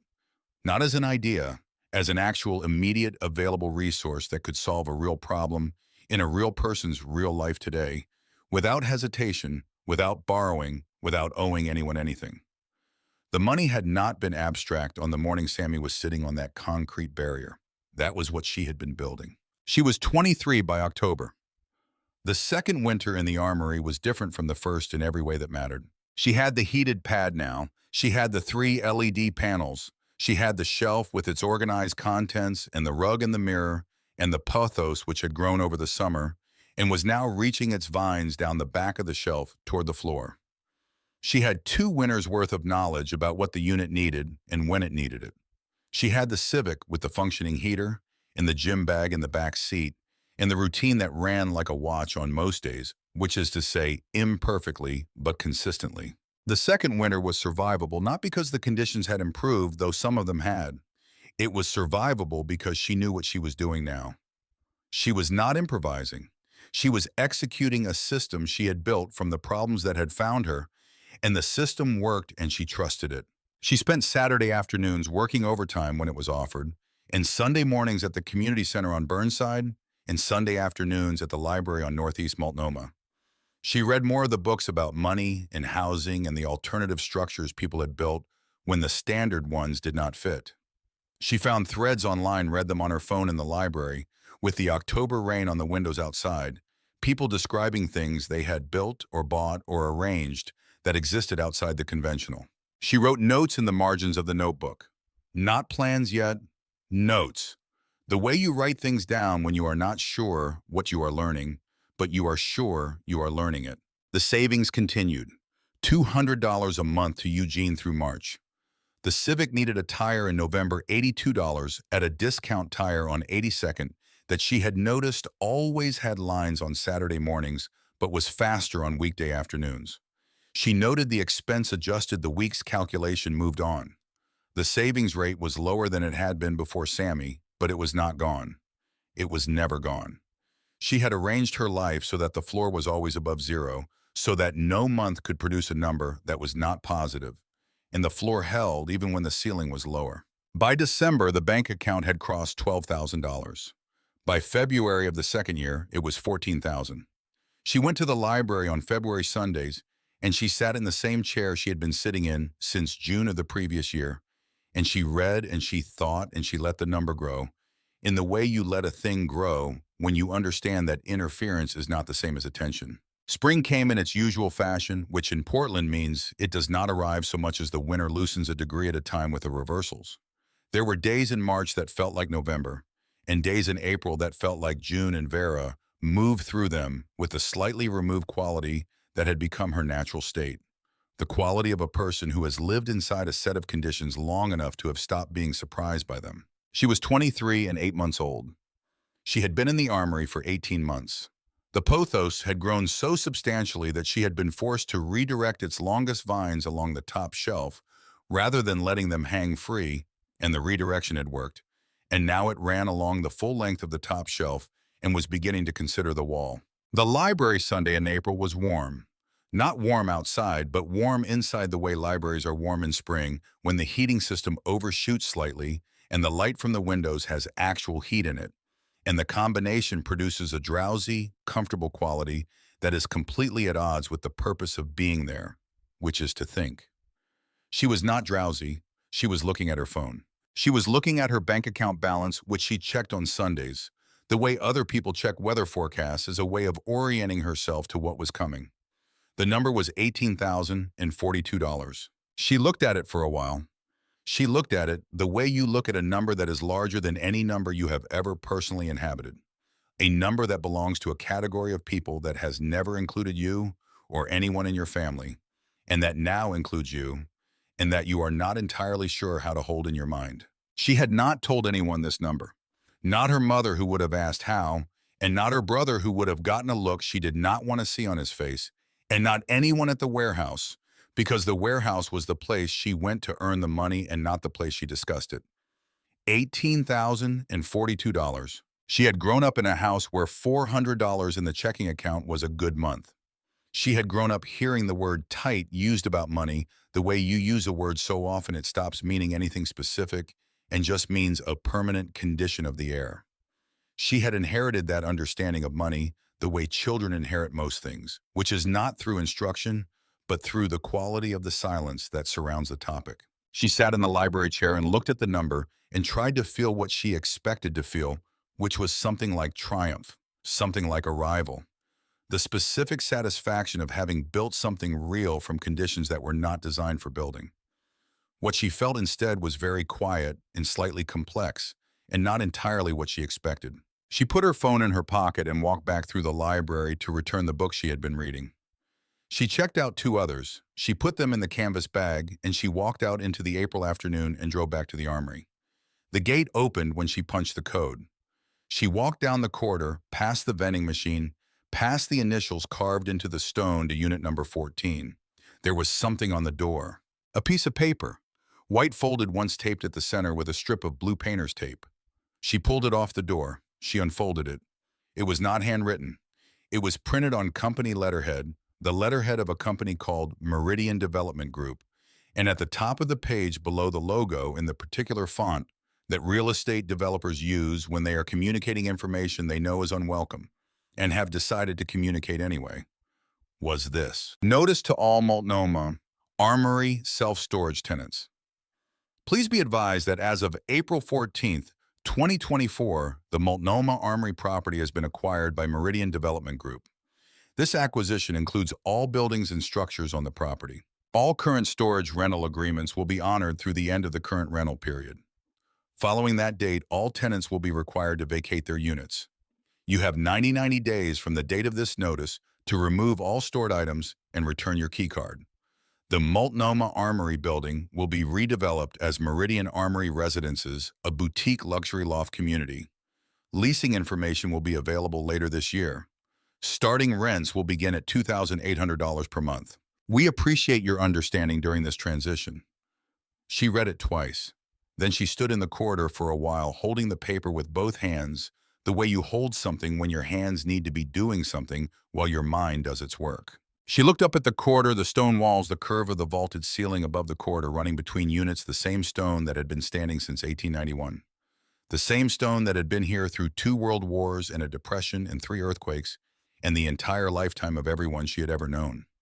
The same stone that had held her for 18 months, that had been 38 degrees cold in winter and 60 degrees in summer, and indifferent to everything, absolutely indifferent to everything, which was the quality she had valued most about it. $2,800 a month. The building that had cost her $89 a month to occupy was about to cost some other person $2,800 a month to occupy. And the difference was the addition of a kitchen and a bathroom and a finished floor, and a concierge desk in the lobby, and a name that included the word luxury, and the subtraction of everything that had made this place what it actually was, which was a 133-year-old structure built to withstand things that mattered. She looked at the notice for a long time. Then she looked at the door of unit number 14, which was the same roll-up door it had been for 18 months, unadorned, functional, with the unit number stenciled in black paint at eye level. She had $18,000. She had 90 days. The building that had held her was being taken away and converted into something she could never afford, and the system that had made it possible for Meridian Development Group to buy this building and price it at $2,800 a month was the same system that had priced her out of Portland in the first place, when she was 21 years old and doing the math in a parking lot. She reached out and rolled the door up. The unit was the same. The pothos trailed along the shelf. The rug lay on the concrete. The 2 photos were pinned to the wall, the Beau Bien and Sammy. The thermometer read 54 degrees. The thermometer had been on this wall for 17 months. She put her hand on the stone back wall. The same cold it always was. The same mass. The same 133 years of indifference. She had 90 days. She picked up the notebook from the shelf and wrote the date at the top of the page. Then she wrote 90 days, $18,000. Figure out what comes next. She closed the notebook. She sat down on the mattress. And she started thinking. 90 days is a specific kind of time. It is not long enough to forget what you are counting down from. And it is not short enough to create the clean urgency of a crisis. It sits in between, in the territory where you have enough time to think carefully and not enough time to be careless, and the thinking and the not being careless have to happen simultaneously, which is a particular kind of pressure that Vera had not experienced before in quite this form. She had experienced the pressure of not having enough money. She had experienced the pressure of not having enough time. She had experienced the pressure of a situation that required a solution she could not yet see. But the 90-day notice was all 3 of those things at once, and it was also something else, something that took her several days to name. It was an ending, not a failure. The unit had not failed her. She had not failed the unit. The building was being sold because buildings get sold, because the economics of Portland real estate in 2024 made a 133-year-old granite armory more valuable as luxury housing than as storage. And that calculus had nothing to do with Vera Dunmore, and everything to do with forces that had been in motion long before she had ever needed a place to sleep that cost less than a studio apartment. But it was ending, and the ending required a decision about what came next. And the decision about what came next was not as simple as it had appeared from the outside of it, which is to say from the perspective of month 2, when she had told herself the unit was temporary, and the next step was a real apartment, and the saving was just the method of getting there. The next step had changed shape in 18 months. She had changed the shape of it herself gradually, and without entirely realizing she was doing it, in the library on Sundays, and in the notebook on Sunday evenings, and in the specific way she thought about the $18,000 that was no longer abstract and no longer felt like a bridge back to where she had been. She spent the first week after the notice doing what she always did with a problem she had not yet solved. She kept moving. She worked every shift. She came home to the unit and she put her hand on the stone wall and she sat on the mattress and she did not try to force the answer into existence before it was ready. She had learned in 18 months that forcing answers produced the wrong answers and that the right answer usually appeared in the space between working hard and keeping still. She went to the library the first Sunday after the notice and she sat in her chair and she did not read anything from the shelf. She opened her notebook and she wrote at the top of a clean page, "What do I actually want? Not what was available, not what was affordable, not what was next in the conventional sequence of a person's housing journey. What did she actually want if wanting was a thing she was allowed to do without immediately running it through the filter of what was possible?" She sat with the question for a long time. The library was busy that Sunday, families at the tables near the children's section. A man at the computer terminals, who had been there every Sunday since June of last year, always at the same terminal, always in the same corduroy jacket. A teenager lying on her stomach in the young adult section with a book propped against a backpack. Vera looked at the blank page below the question. She wrote, "I want something that is mine. Not rented, not borrowed, not contingent on someone else's decision to sell or raise the price or change the terms." She looked at what she had written. She wrote below it, "I want ground that doesn't move." She looked at that. Then she wrote, "I have $18,000. What can $18,000 buy that doesn't move?" She closed the notebook and went to the computers and started searching.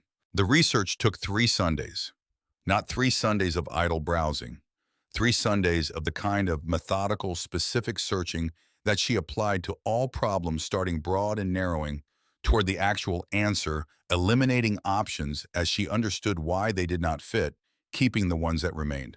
The first Sunday she looked at everything: land in rural Oregon, small cabins in the Coast Range, mobile homes in manufactured housing communities, recreational vehicles used as full-time housing, tiny houses on wheels. She read about all of it not to find a solution, but to understand the landscape of what existed, the way you survey the full territory before you start walking in a specific direction. The second Sunday she narrowed. Land in rural Oregon was possible but not practical. She needed to be in Troutdale or close to it. The warehouse job was the engine of the savings, and the engine needed to stay running. Anything that required more than 45 minutes of driving from Troutdale was going to cost her in time or gas or both in ways that would degrade the savings rate she had maintained for 18 months. Small cabins were possible on paper and not possible in practice. A habitable cabin within commuting range of Troutdale in a county that would allow her to live in it legally and that she could afford outright with $18,000 did not exist. She searched for 2 hours and confirmed that it did not exist. Mobile homes in manufactured housing communities were possible, but manufactured housing communities charged lot rent, and lot rent in the metro area had followed the same trajectory as apartment rent, and the lot rent on any communities she could find within range was between $400 and $700 a month, which was better than an apartment, but not what she was looking for. She was looking for something she could not be priced out of.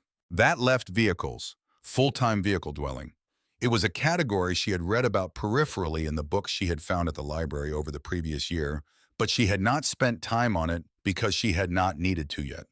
Now she needed to. She spent the second Sunday reading everything she could find about people who live full-time in recreational vehicles and trailers.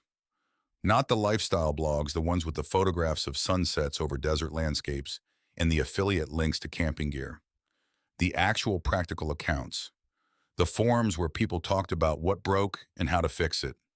The threads where full-timers discussed water hookups and electrical systems and the specific realities of sleeping in a vehicle through a Pacific Northwest winter.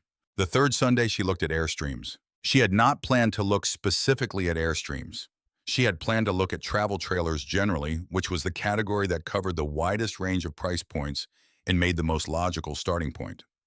But the research kept circling back to Airstreams, specifically to older Airstreams, specifically to the ones built in the late 1980s and early 1990s, and the reason it kept circling back was a combination of factors that she recognized as the same combination she had been applying to every purchase decision since October of 2022. Build quality, repairability, resale value. and the specific relationship between purchase price and longevity that made something worth more per year of use than its sticker price suggested. Older Airstreams were built from aluminum shells over a welded frame, and the aluminum did not rust, and the frame could be repaired by someone with basic welding skills and patience. And the systems inside them, the plumbing and the electrical and the propane, were simple enough in design that a person of reasonable intelligence and access to YouTube could understand and repair them without professional help. This was not true of modern travel trailers, which were built from materials that degraded faster and were designed in ways that made owner repair difficult. She read about a 1991 Airstream 24 feet, the model called the Classic, which had been the mid-tier model in the Airstream line that year. Not the top end, but not the bottom, with a layout that included a real bed in the back, a small kitchen with a propane stove, a bathroom with a shower and a living area at the front that was modest and functional. She read about the specific issues that 1991 Classics typically developed after 30 years of sealant around the windows and the roof seams drying out and allowing water in the original plumbing fittings becoming brittle, the propane system requiring inspection and often partial replacement, the electrical system needing the original wiring assessed for safety. These were problems she understood how to research. They were the same kind of problems the unit had presented, just in a different category. Define the problem. Find the cheapest solution that actually works. Execute. She started looking at listings. The Airstream was in Gresham. She found it on a Thursday evening in the second week of May, 6 weeks after the notice on a classified listing that had been posted 3 weeks earlier and had not sold, which was a fact she noted with the same attention she gave to everything that told her something useful about a situation. A 1991 Airstream Classic, 24 feet, listed at $9,000, sitting in the driveway of a house on a residential street in Gresham, where it had been sitting according to the listing for just over 2 years. The listing was honest in the way that listings are honest when the seller has given up pretending. It said the trailer needed work. It listed the specific work: the roof seams needed resealing, 2 of the window seals had failed, the propane system needed inspection before use, and the fresh water tank had a crack that had been patched but might need replacement. The seller had bought it with the intention of restoring it and had restored approximately 40% of it before running out of the time and the motivation that restoration projects require in equal measure. Vera called the number in the listing on a Thursday evening, standing in the corridor outside unit number 14 with the Armory quiet around her. The man who answered was named Dale. He was 61 years old, he said, and he had bought the Airstream when he retired early from his job at a paper mill in Camas, and the retirement had not gone as planned, and the Airstream had been sitting in his driveway since then while he figured out a new plan. He described the trailer's condition with the specific precision of a man who knows exactly what he has and exactly what it is worth, and has arrived at a price that reflects the reality of the situation rather than the fantasy of what he had hoped to get 2 years ago. She drove to Gresham on Saturday morning. The trailer sat in this driveway of a beige house on a quiet street, its aluminum shell dull from 2 years of Oregon weather, its nose cap stained with the particular pattern of water running from a roof seal that had been failing slowly and consistently. It looked from the outside exactly as the listing had described it: a project. A project in the middle of its middle stage, past the point of being someone else's clean problem, and not yet to the point of being a finished thing. Dale walked her through it for 40 minutes. He showed her the failed seals, the patched water tank, the propane system with its fittings that needed replacing. He showed her what he had already done, which was the interior walls relined in new paneling and the flooring replaced with vinyl plank that was water-resistant and correctly installed. He showed her the electrical system, which he had had inspected by a licensed electrician before the project stalled, and which was sound. She crawled under the trailer and looked at the frame.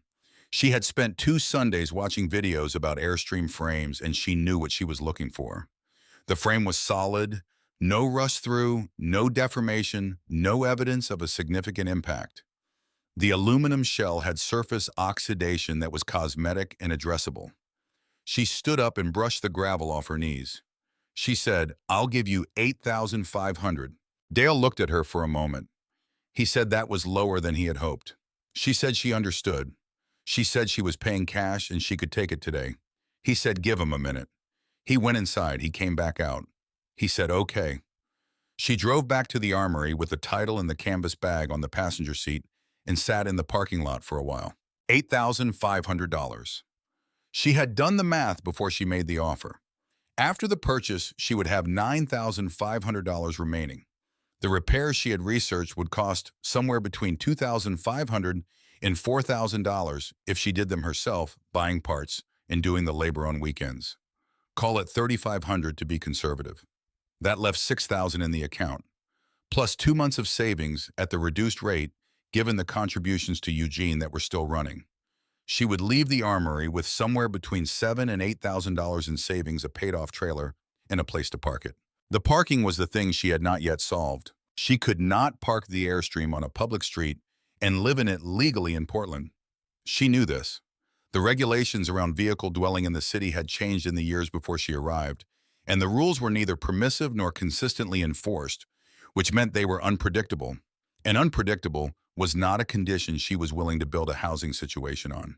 She needed a private lot, a piece of land where she could park legally with access to utilities within a distance of Troutdale that the Civic could cover in reasonable time. She had been thinking about this problem for 3 weeks without a solution, when the solution appeared in the way solutions sometimes appear when you have spent enough time in a place that you know all the people in it without having tried to know them. Her name was Greta Volka.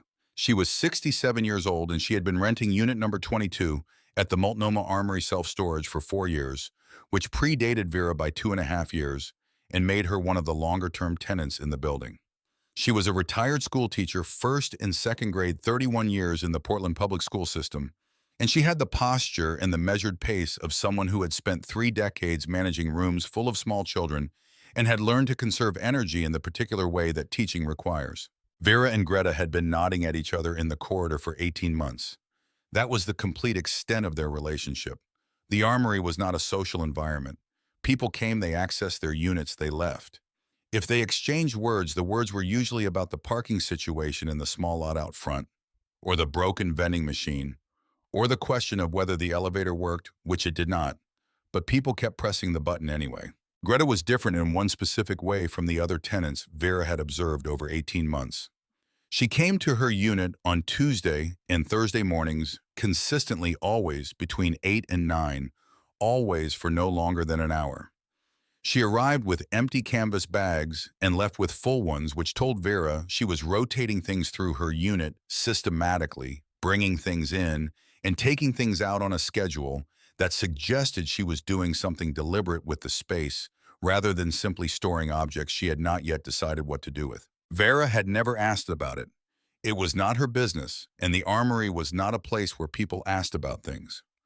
It was the 4th Sunday after the notice when Greta stopped in the corridor outside unit number 14. Vera was in the parking lot that afternoon with a YouTube video open on her phone and a diagram printed from a website about Airstream roof seal repair spread on the hood of the Civic planning the first phase of the work. She had driven the Airstream from Gresham 2 weeks earlier and parked it in the corner of the facility's lot that the manager had allocated her after she explained that she needed a space for a vehicle she was working on and offered an extra $40 a month for the inconvenience, which the manager had accepted without asking additional questions. The $40 was worth it. The trailer in the lot meant she could work on it on weekends without driving to Gresham, and the proximity of the work to her living space meant that she could carry what she learned in the evenings into the work the following morning. Greta walked to the edge of the lot and looked at the Airstream. She said, "Is that yours?" Vera said, "Working on it." Greta looked at the trailer for a moment. She said she had land out in Troutdale, a small parcel about half an acre. She had inherited it from her sister who had bought it in the 1970s with the intention of building a workshop and had never built the workshop. She had been paying $12 a year in property tax on it and doing nothing else with it for 6 years. She said, "If you need somewhere to park that when you are done with it, I would do $275 a month. Full hookup, water and electric." She said it the way she said everything, which was in the measured, undecorated way of a person who has said 10,000 things to small children over 31 years and has learned that the direct version is always the most useful. Vera looked at her. She said, "Why are you offering me this?" Greta looked at the Armory building. She looked at the towers. She had been coming to this building for 4 years, and she had thought about it, The way you think about things you see, often without urgency, in the peripheral way, without forcing it. She said, because this building is about to become something expensive, and you are not. She turned and walked back toward the entrance.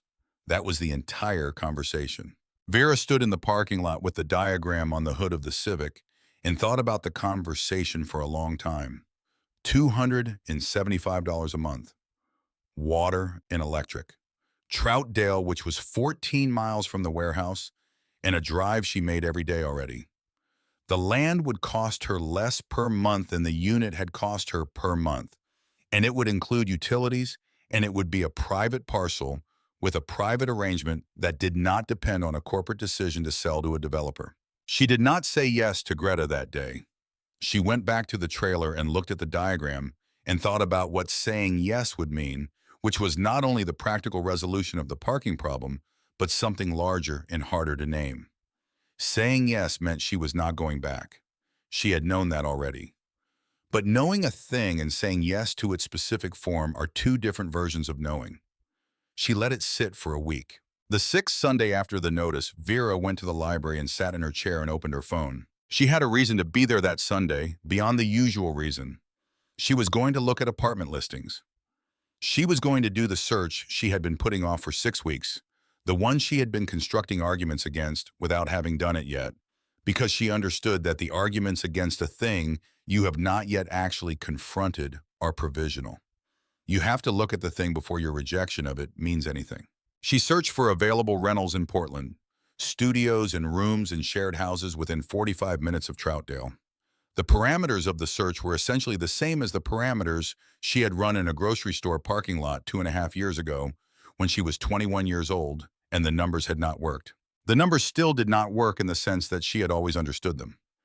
The cheapest studio she found was $1,380 a month in a complex off-Powell with photographs that showed a kitchen the size of a large closet and windows that faced another building.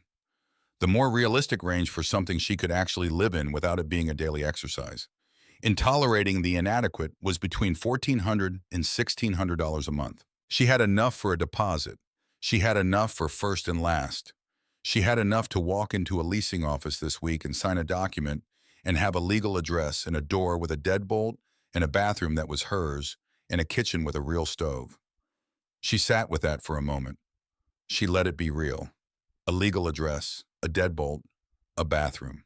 She had gone without these things for 26 months. She had built a system that compensated for their absence, and the system had worked, but the absence was still an absence. And she was not going to pretend it had not cost her something, because pretending things have not cost you something is a way of not learning from what they cost. So she sat with it. The idea of a real apartment, the idea of what normal looked like from the outside of it. And then she did the other calculation. $1,400 a month. Her take-home was $2,100. $1,400 in rent left her $700 for everything else: car insurance, gas, food, phone, the small costs that accumulated into the real cost of being alive. $700 for everything except rent meant she was spending every dollar that came in and saving nothing. Not nothing as a rate, nothing as a literal figure. Zero accumulation. The same position she had been in when she was 21 years old in that grocery store parking lot, except with a lease attached to it. She looked at the listings for a while longer. She looked at the photographs of the kitchen the size of a closet and the windows that faced another building. She thought about what it would mean to move into one of these apartments and pay $1,400 a month and save nothing and be exactly where she had been at 21 except 2 years older. And then she thought about something else. She thought about what she would be paying $1,400 a month for. Not the kitchen, not the deadbolt. Those were incidental. She would be paying $1,400 a month to be inside the system. The system that had priced her out when she arrived. The system that had looked at her warehouse income and her lack of deposit and her lack of rental history and had said no.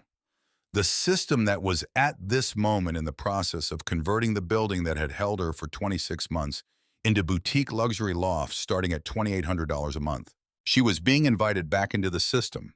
The system was offering her a closet kitchen and a $1,400 monthly payment and the status of being a normal renter in a normal city.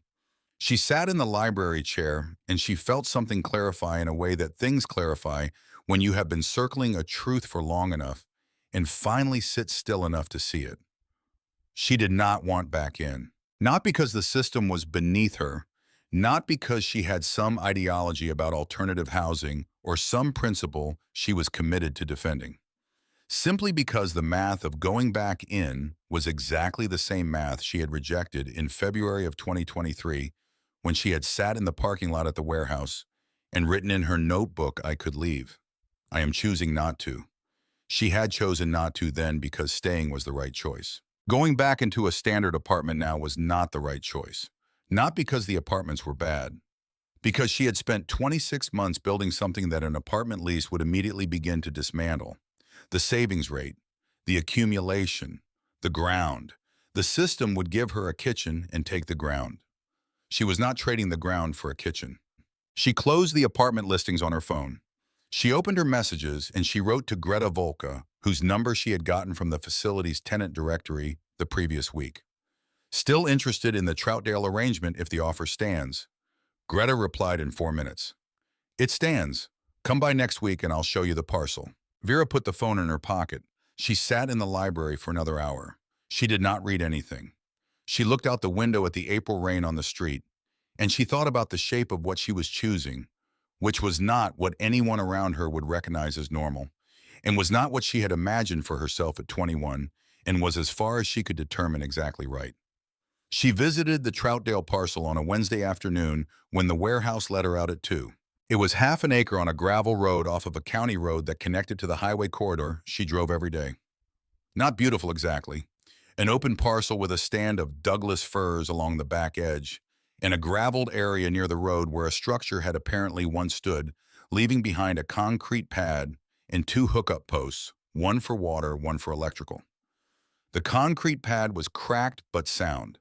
The hookups had been inactive, but were connected to the county water line and the rural electrical grid, both of which Greta confirmed were live and billable to whoever occupied the parcel. Vera stood on the concrete pad and looked at the Douglas firs. She looked at the sky above them, which was the particular wide Oregon sky that you lose in the city and regain the moment you are east of it. She looked at the 2 hookup posts, the most important things on the parcel, because what they represented was a floor. She would not be wild camping. She would have water coming in and electricity coming in and a legal arrangement with the landowner, and the combination of those things made the arrangement as stable as anything she had occupied since she was 18 years old. $275 a month. That was the only cost. The Airstream was already paid for. The hookup fees would go into the monthly bill, but the base payment to Greta for use of the parcel was $275. She had been spending $419 a month in the Armory. She was about to spend $275 plus utilities, which would run somewhere between $50 and $100 a month depending on the season. Call it $375 total, less than the Armory. She shook hands with Greta in the gravel driveway on a Wednesday afternoon in late April, and the handshake was the full extent of the formal process, because Greta was the kind of person who understood that some arrangements were better made between people who understood each other than between lawyers. She drove back to the Armory with 43 days left on the notice. The repairs took every weekend from the first Saturday in May through the end of June. She had organized them in the same way she had organized every problem in the unit in order of severity, addressing the most structurally significant issues first and moving outward from there. The roof seals were first. She watched 8 hours of video about Airstream roof reseal procedures over 2 evenings in the unit, making notes in the notebook with the same attention she had applied to every notebook entry for 26 months. She bought the materials on a Friday and spent all of Saturday on top of the trailer in the facility's parking lot, with a brush and a bucket in the specific self-possessed focus of a person who is doing something for the first time and is not in a hurry to do it wrong.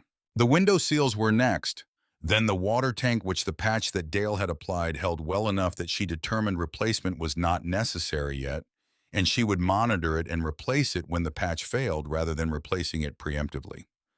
The propane system she had inspected by a technician from a company in Gresham that serviced RVs, because the propane system was the one category of repair where the consequences of being wrong were large enough that she was not willing to depend entirely on YouTube and the inspection cost her $65 and confirmed that the lines were intact and the fittings needed replacing, which she then did herself with the technician's diagram in 4 hours and $22 in parts. The electrical she left alone. It had already been inspected and it was sound. The interior she worked on in evenings after she returned from the unit, sitting in the Airstream in the parking lot with the LED panels she had moved temporarily from the unit, working by their flat light on the things that could be done in short increments. She recaulked the bathroom fixtures. She replaced the water heater and rod. She serviced the furnace with a cleaning kit that cost $12 and took 40 minutes. She cleaned the roof vents and replaced their screens. She touched up the interior panel seams where the previous owner had let them gap. It was the same process it had always been, smaller, more contained. The Airstream was a problem set that fit inside a 24-foot aluminum shell, and she worked her way through it the way she had worked her way through the unit one issue at a time, in order without expecting any single fix to transform the whole, and without underestimating the cumulative effect of fixing everything that could be fixed. By the end of June, 6 weeks in the Airstream held. The roof did not leak in the June rain.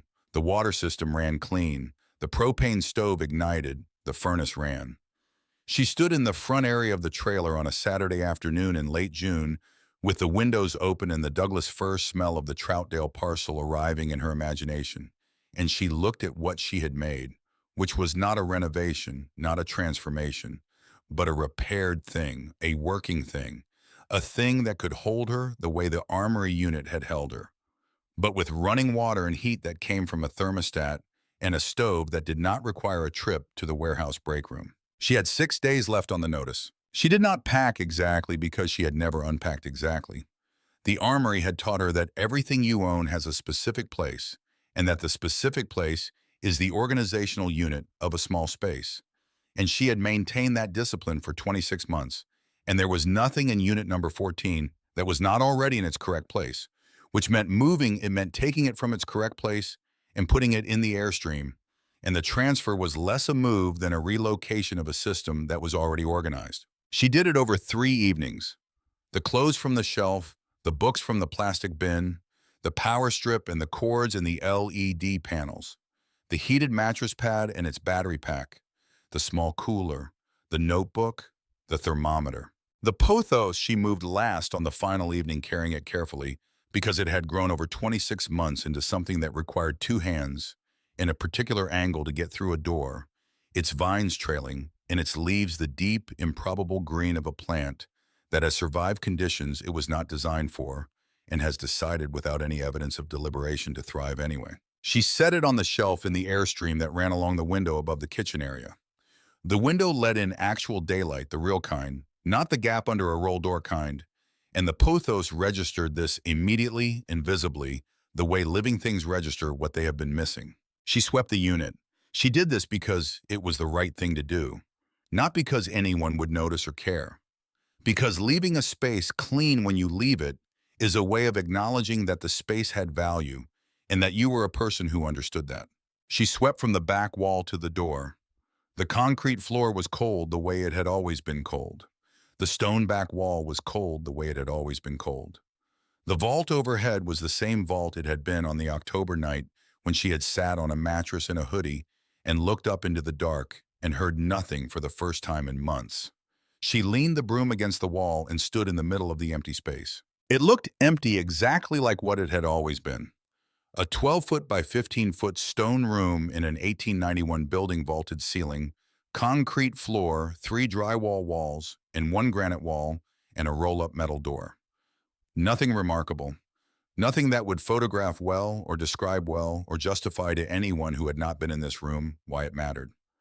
She walked to the granite wall and put her hand on it one more time. Cold, heavy, indifferent. Exactly itself. She looked at the 2 push pins in the drywall to the right of the granite wall. She had put the coastline photograph there in her 3rd month, pressed a push pin through the corner and into the drywall with the heel of her palm, and the push pin had been in the same place for 23 months. Beside it, the photograph of Sammy, which she had added in month 6, another push pin, same method. She pulled the push pins out. The photographs came with them. She held them both. Sammy at 12, photographed at Carol's house in Eugene, On Thanksgiving of the previous year, standing in front of a door with the self-conscious, slightly too straight posture of a teenager who knows a camera is present.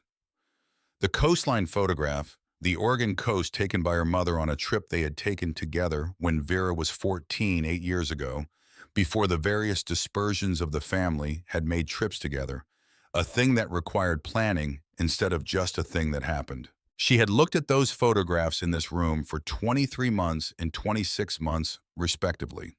She had looked at them on the nights when the thing she was doing felt impossible, and on the nights when it felt like the only thing that made sense, and on all the ordinary nights in between, which were most of the nights, because extraordinary nights are the exception, and ordinary nights are what a life is actually made of. She folded the coastline photograph once and put it in the pocket of her jacket.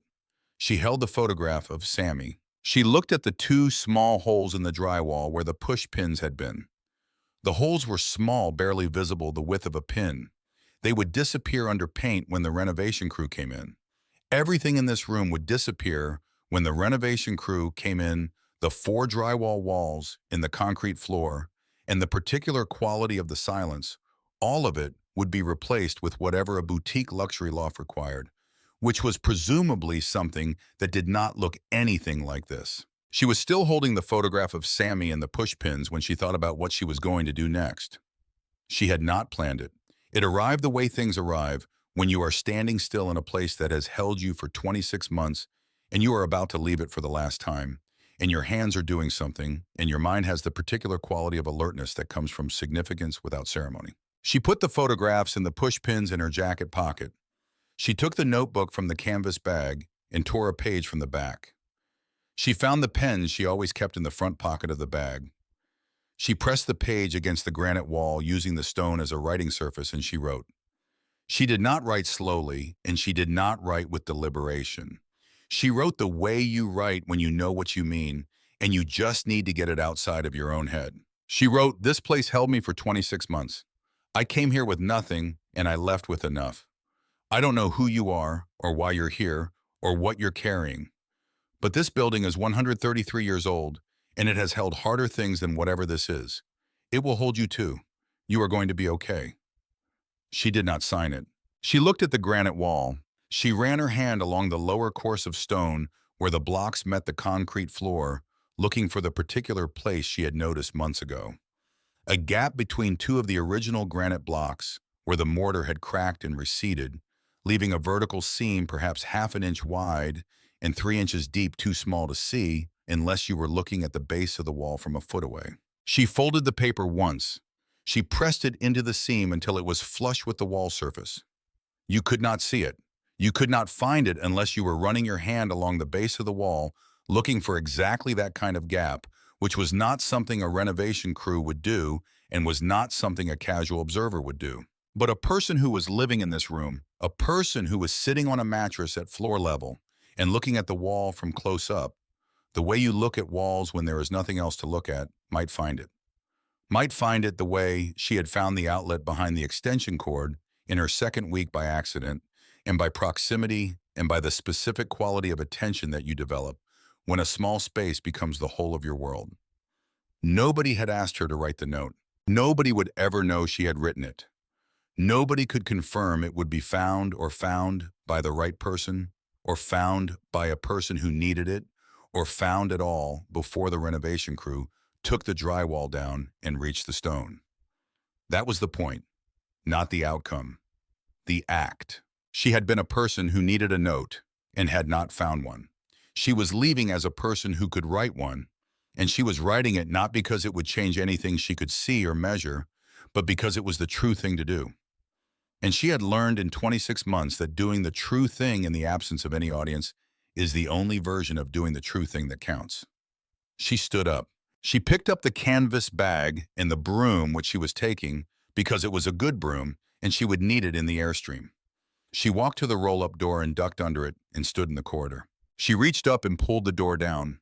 It descended with a familiar rattle and met the concrete floor with a familiar metallic contact sound, the same sound she had heard at the end of every evening for 26 months, the sound of the day concluding in the only space that was completely and entirely her own. She turned the key in the lock for the last time. She walked down the corridor, past the vending machine, past the initials carved into the stone. She did not stop or look back. She returned the key card at the office the next morning. The Airstream arrived on Greta's parcel on a Tuesday in early July, 7 days after the notice expired. Vera drove the Civic and towed the trailer on borrowed hitch hardware from a co-worker at the warehouse who owned a truck and had offered the loan without being asked for a reason. The gravel road was narrow and the backing maneuver onto the concrete pad took 4 attempts in 40 minutes, but it was accomplished and the trailer sat on the pad with a solidity that the cracked concrete accommodated without complaint. She hooked up the water and the electrical that afternoon. The water ran clean from the first flush. The electrical powered everything she asked it to power. The furnace ignited on the first try. She stood in the Airstream on a Tuesday evening in July, with the windows open and the Douglas firs at the back of the parcel visible through the rear window, and she cooked a meal on the propane stove, eggs and potatoes from the grocery store. Nothing elaborate, the kind of meal she had been assembling cold in the Armory unit for 26 months and had been imagining assembling on an actual stove for all of those same months. The stove worked. The pan heated evenly. The eggs cooked. She ate standing at the counter because the dinette was not yet arranged. She looked at the rear window and the firs and thought about nothing in particular, which was a kind of thinking she had not had access to for a long time. The thinking that happens when the immediate problems are solved and the space opens up for something else. She unpacked the photographs that evening. The coastline, the Oregon coast, the photograph her mother had taken 8 years ago. She found a push pin in the bottom of the canvas bag, the same push pin she had used in the unit which she had taken out of the drywall with the photographs and dropped into the bag pocket without thinking. She pressed it through the corner of the coastline photograph and into the Airstream's interior paneling on the wall beside the rear window. The push pin went in easily. The paneling was soft compared to drywall. She pressed it the rest of the way with her thumb. The photograph hung on the wall of the Airstream the way it had hung on the wall of unit number 14. The corner slightly curled from where the push pin had held it for 23 months. The same small hole in the corner that every previous push pin had made. She stepped back and looked at it. The coastline in the photograph was gray and wide, the Pacific on an overcast day in October. The kind of day that most people from outside Oregon think of as bad weather, and that people who live in Oregon understand as simply weather, the real kind, the kind the coast looks like most of the time, and which is not less beautiful for being ordinary. She had been looking at that photograph for 23 months in a stone room with no windows. She was now looking at it in a space with actual windows, with actual daylight, with actual firs visible outside. And the photograph was the same photograph, but the context around it had changed entirely, and the change made the image different in a way she could not describe except to say that it was possible now to look at it without the looking being a form of longing. She could look at it as what it was, a photograph of a place she intended to go. She put the photograph of Sammy on the wall beside it. Same push pin, different paneling, same slight diagonal that the push pin always took when she pressed it with her thumb rather than a tool. She stood back. Both photographs. New wall, same photographs. She was 23 years old in 11 months. She would be 24 in 6 weeks. She had no debt. She had an Airstream that she owned outright and a place to park it for $275 a month and $9,200 in a bank account, and no one in the world to whom she owed anything she had not already paid. That was the total of what 26 months in a granite Armory building had produced. Not triumph, not transformation, a foundation. The kind that is built from the bottom up in the small increments, each one resting on the last, until one day you are standing on something that does not move. The warehouse parking lot in late August was where Darcy Pruitt asked the question. Darcy had been on the loading team for 2 years, which meant she had been at the same warehouse as Vera for the last 18 months of the Armory period, in the current 2 months of the Airstream period. And in that time, she had observed Vera with the specific attention of someone who is trying to understand a discrepancy. The discrepancy was this: everyone at the warehouse experienced some version of financial stress. It was a warehouse job in the Portland metro area in a period when the distance between wages and housing costs had become the dominant fact of most of their financial lives. The stress expressed itself in different ways for different people, but it was present a low background frequency in every conversation about weekends and bills and the end of the month. Vera did not have it. She had not had it in 2 years of working alongside people who did. She did not complain about rent the way other people complained about rent. She did not talk about her apartment. She did not express the specific fatigue of a person who is working to pay for a place to live and finding the equation perpetually insufficient. She looked Darcy had said to someone else like, she slept okay. On a Thursday in late August, Darcy walked past the Civic in the parking lot and stopped and said, "Can I ask you something?" Vera said yes. Darcy said, "Where do you live?" There was a pause, not a long pause. The length of a breath, the kind of pause you take when you are deciding how much of the truth to tell and concluding that the full version is the only one that does what it needs to do. Vera told her, not the abbreviated version, the actual version, because she had told enough abbreviated versions over the past 2 years, told her mother she was at her place, told co-workers she lived northeast, told anyone who asked that she had something figured out, and the abbreviated versions had served their purpose, and the purpose was now complete. She told Darcy about unit number 14 in the $89 a month, in the foam mat, in the heated mattress pad, in the $67 it had cost, in the LED panels in rotation, in the Planet Fitness membership, in the mail service on Burnside, in the kale she ate direct from the can, in the library on Sundays, in the pothos that had grown across the length of the top shelf. She told her about the $18,000 at month 18, and the notice on the same day, in the 90 days in Greta Volk in the parking lot with a half-acre and 2 hookup posts. She told her about the 1991 Airstream in Dale's driveway in Gresham and the $8,500 and the 6 weeks of weekend repairs and the propane stove that had worked on the first try. Darcy listened to all of it without saying anything. When Vera finished, Darcy was quiet for a moment. Then she said, "Vera." Vera said, "I know." Darcy said, "You saved $18,000. Vera said, "I did." Darcy said, "In a storage unit." Vera said, "In an armory." She said it with a small precision because there was a difference, and the difference had mattered for 26 months, and she was not going to stop making it now. Darcy told someone. The someone told someone else. The way information travels in a workplace is not identical to the way it travels online, but the basic mechanics are the same. Something true that is also surprising has velocity, and the truth of Vera's situation and its surprising elements were both present and both sufficient. She did not seek out the conversations. She did not turn down the ones that found her. She told the true version each time, including the parts that were uncomfortable, including the twice she had been genuinely sick, including the cousin's wedding she had not gone to because she did not know how to explain where she lived, including the evening she had come home from a 10-hour shift and rolled up the metal door and sat on the mattress in the dark and felt the full weight of what her life looked like from the outside. She told that part because it was part of it, because a version of the story that left out the 38-degree nights and the holidays spent alone in a stone room would be a version constructed for a specific effect, and she had not built anything in 26 months for effect. She had built it because it was what the situation required, and because it worked, and the only honest account of it was the complete one.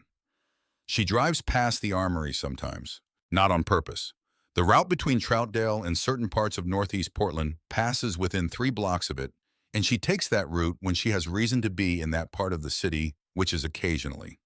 She does not go out of her way to see it, and she does not avoid it. The scaffolding went up in September. By October, it covered both towers, the gray granite, invisible behind the green construction mesh that developers use to contain debris and present a uniform appearance while the work inside goes forward. The sign at the corner had changed. Where the small sign had read, Multnomah Armory, self-storage units from $79 per month, there was now a larger sign, high quality, printed on weatherproof board, Meridian Armory Residences. Boutique luxury loft, living in a historic landmark. Leasing begins spring 2025, starting from $2,800 per month. She looked at the sign through the windshield once, and then did not look at it again. Not from bitterness. She did not feel bitter about it. She felt about it the way she felt about most things she could not change and had not tried to change, which was a kind of clear-eyed neutrality that was not the same as indifference, but that required the same stillness. The armory had held her.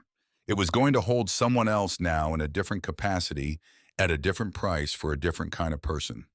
The stone was the same stone. The vault was the same vault.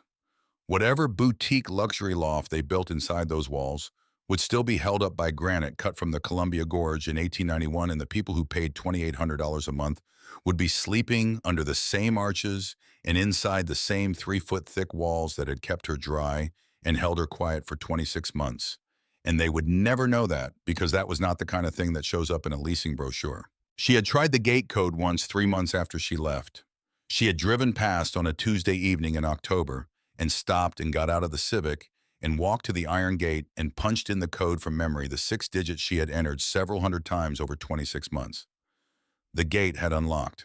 She had stood there with one hand on the iron and looked through it at the corridor leading to the units in the darkness at the end of it.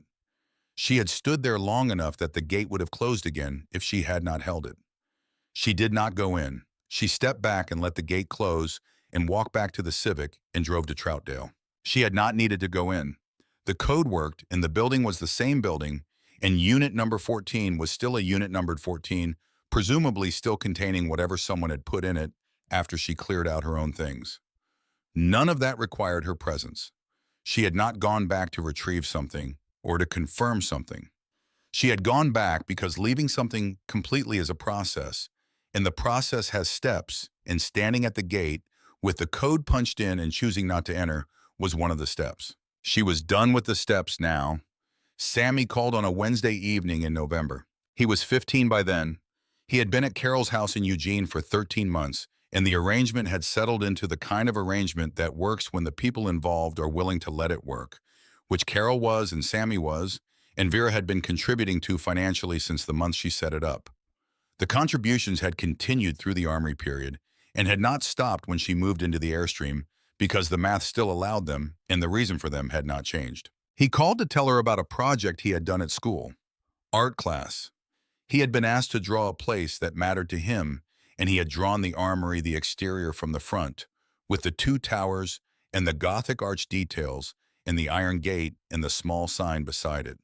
He had drawn it from memory. She asked him how it had gone. He said the teacher had asked if it was a castle. He said he had said no. It's a storage place.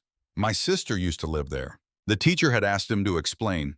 He said he had explained. She sat in the Airstream with the propane heater running and the rain on the aluminum roof and the Douglas firs visible in the dark outside the rear window, and she listened to her 15-year-old brother explain what he had told a class of high school students about the place where his sister had lived for 26 months. And the explanation as he delivered it was accurate in every particular and was also somehow larger than the particulars, the way the truth of something is often larger than its facts. When he finished, she said, "How'd they take it?" He said they thought it was pretty cool. She said it was. He was quiet for a moment. Then he said, "Are you going to come get me sometime? Like go somewhere?" She said, "That's the plan." He said, "Where?" She thought about this coastline photograph on the Airstream wall. The same gray Pacific, the same overcast October day, the same Oregon coast that her mother had photographed from a beach access road when Vera was 14 and Sammy was 5, and the family had still been in the configuration it had been in before the various departures began. She said, "The coast. I've got a photograph I want to show you in person." He said, "When?" She said, "When the weather is right. Spring, probably." He said, "Okay." He said goodnight. He hung up. She sat with the phone in her lap and listened to the rain on the roof. Not a storage unit roof, a thin metal roll-up door over a stone vault. An aluminum roof curved in the distinctive shape that Airstream had been building since the 1930s, designed to shed water and flex slightly with temperature change and last for decades beyond the expected lifespan of almost any other housing material. The rain hit it the way rain hits aluminum, which is with a sound that is not quite like any other sound. A soft, continuous percussion that is somehow both present and soothing, the way a sound can be when you are inside the thing. It is raining on, and the inside is warm and holds you. She looked at the coastline photograph, the pushpin in the corner, The same pushpin. The small hole from all the previous walls it had been pressed through accumulated over 8 years in the corner of a photograph her mother had taken with a disposable camera on a beach access road in October. She was going to take Sammy to that beach. Not as an event, not as a closure or a celebration or a marker of anything specific. Just as a thing you do when you have the time and the money and the reason which she had all three of now and which she had not had at any of the other times she might have wanted to do it. She had ground, the kind that does not move. It had taken 26 months and $89 a month, and every problem solved in sequence cold before light, before shower, before address, before savings, before plan. And it had cost her things she would not pretend. It had not cost, but it had produced what it had produced, and what it had produced was enough to stand on. She turned off the light in the Airstream. The Douglas firs disappeared into the dark outside the window. The rain continued on the aluminum roof, steady and patient, and without any opinion about what was happening inside. She lay back. She was 24 years old.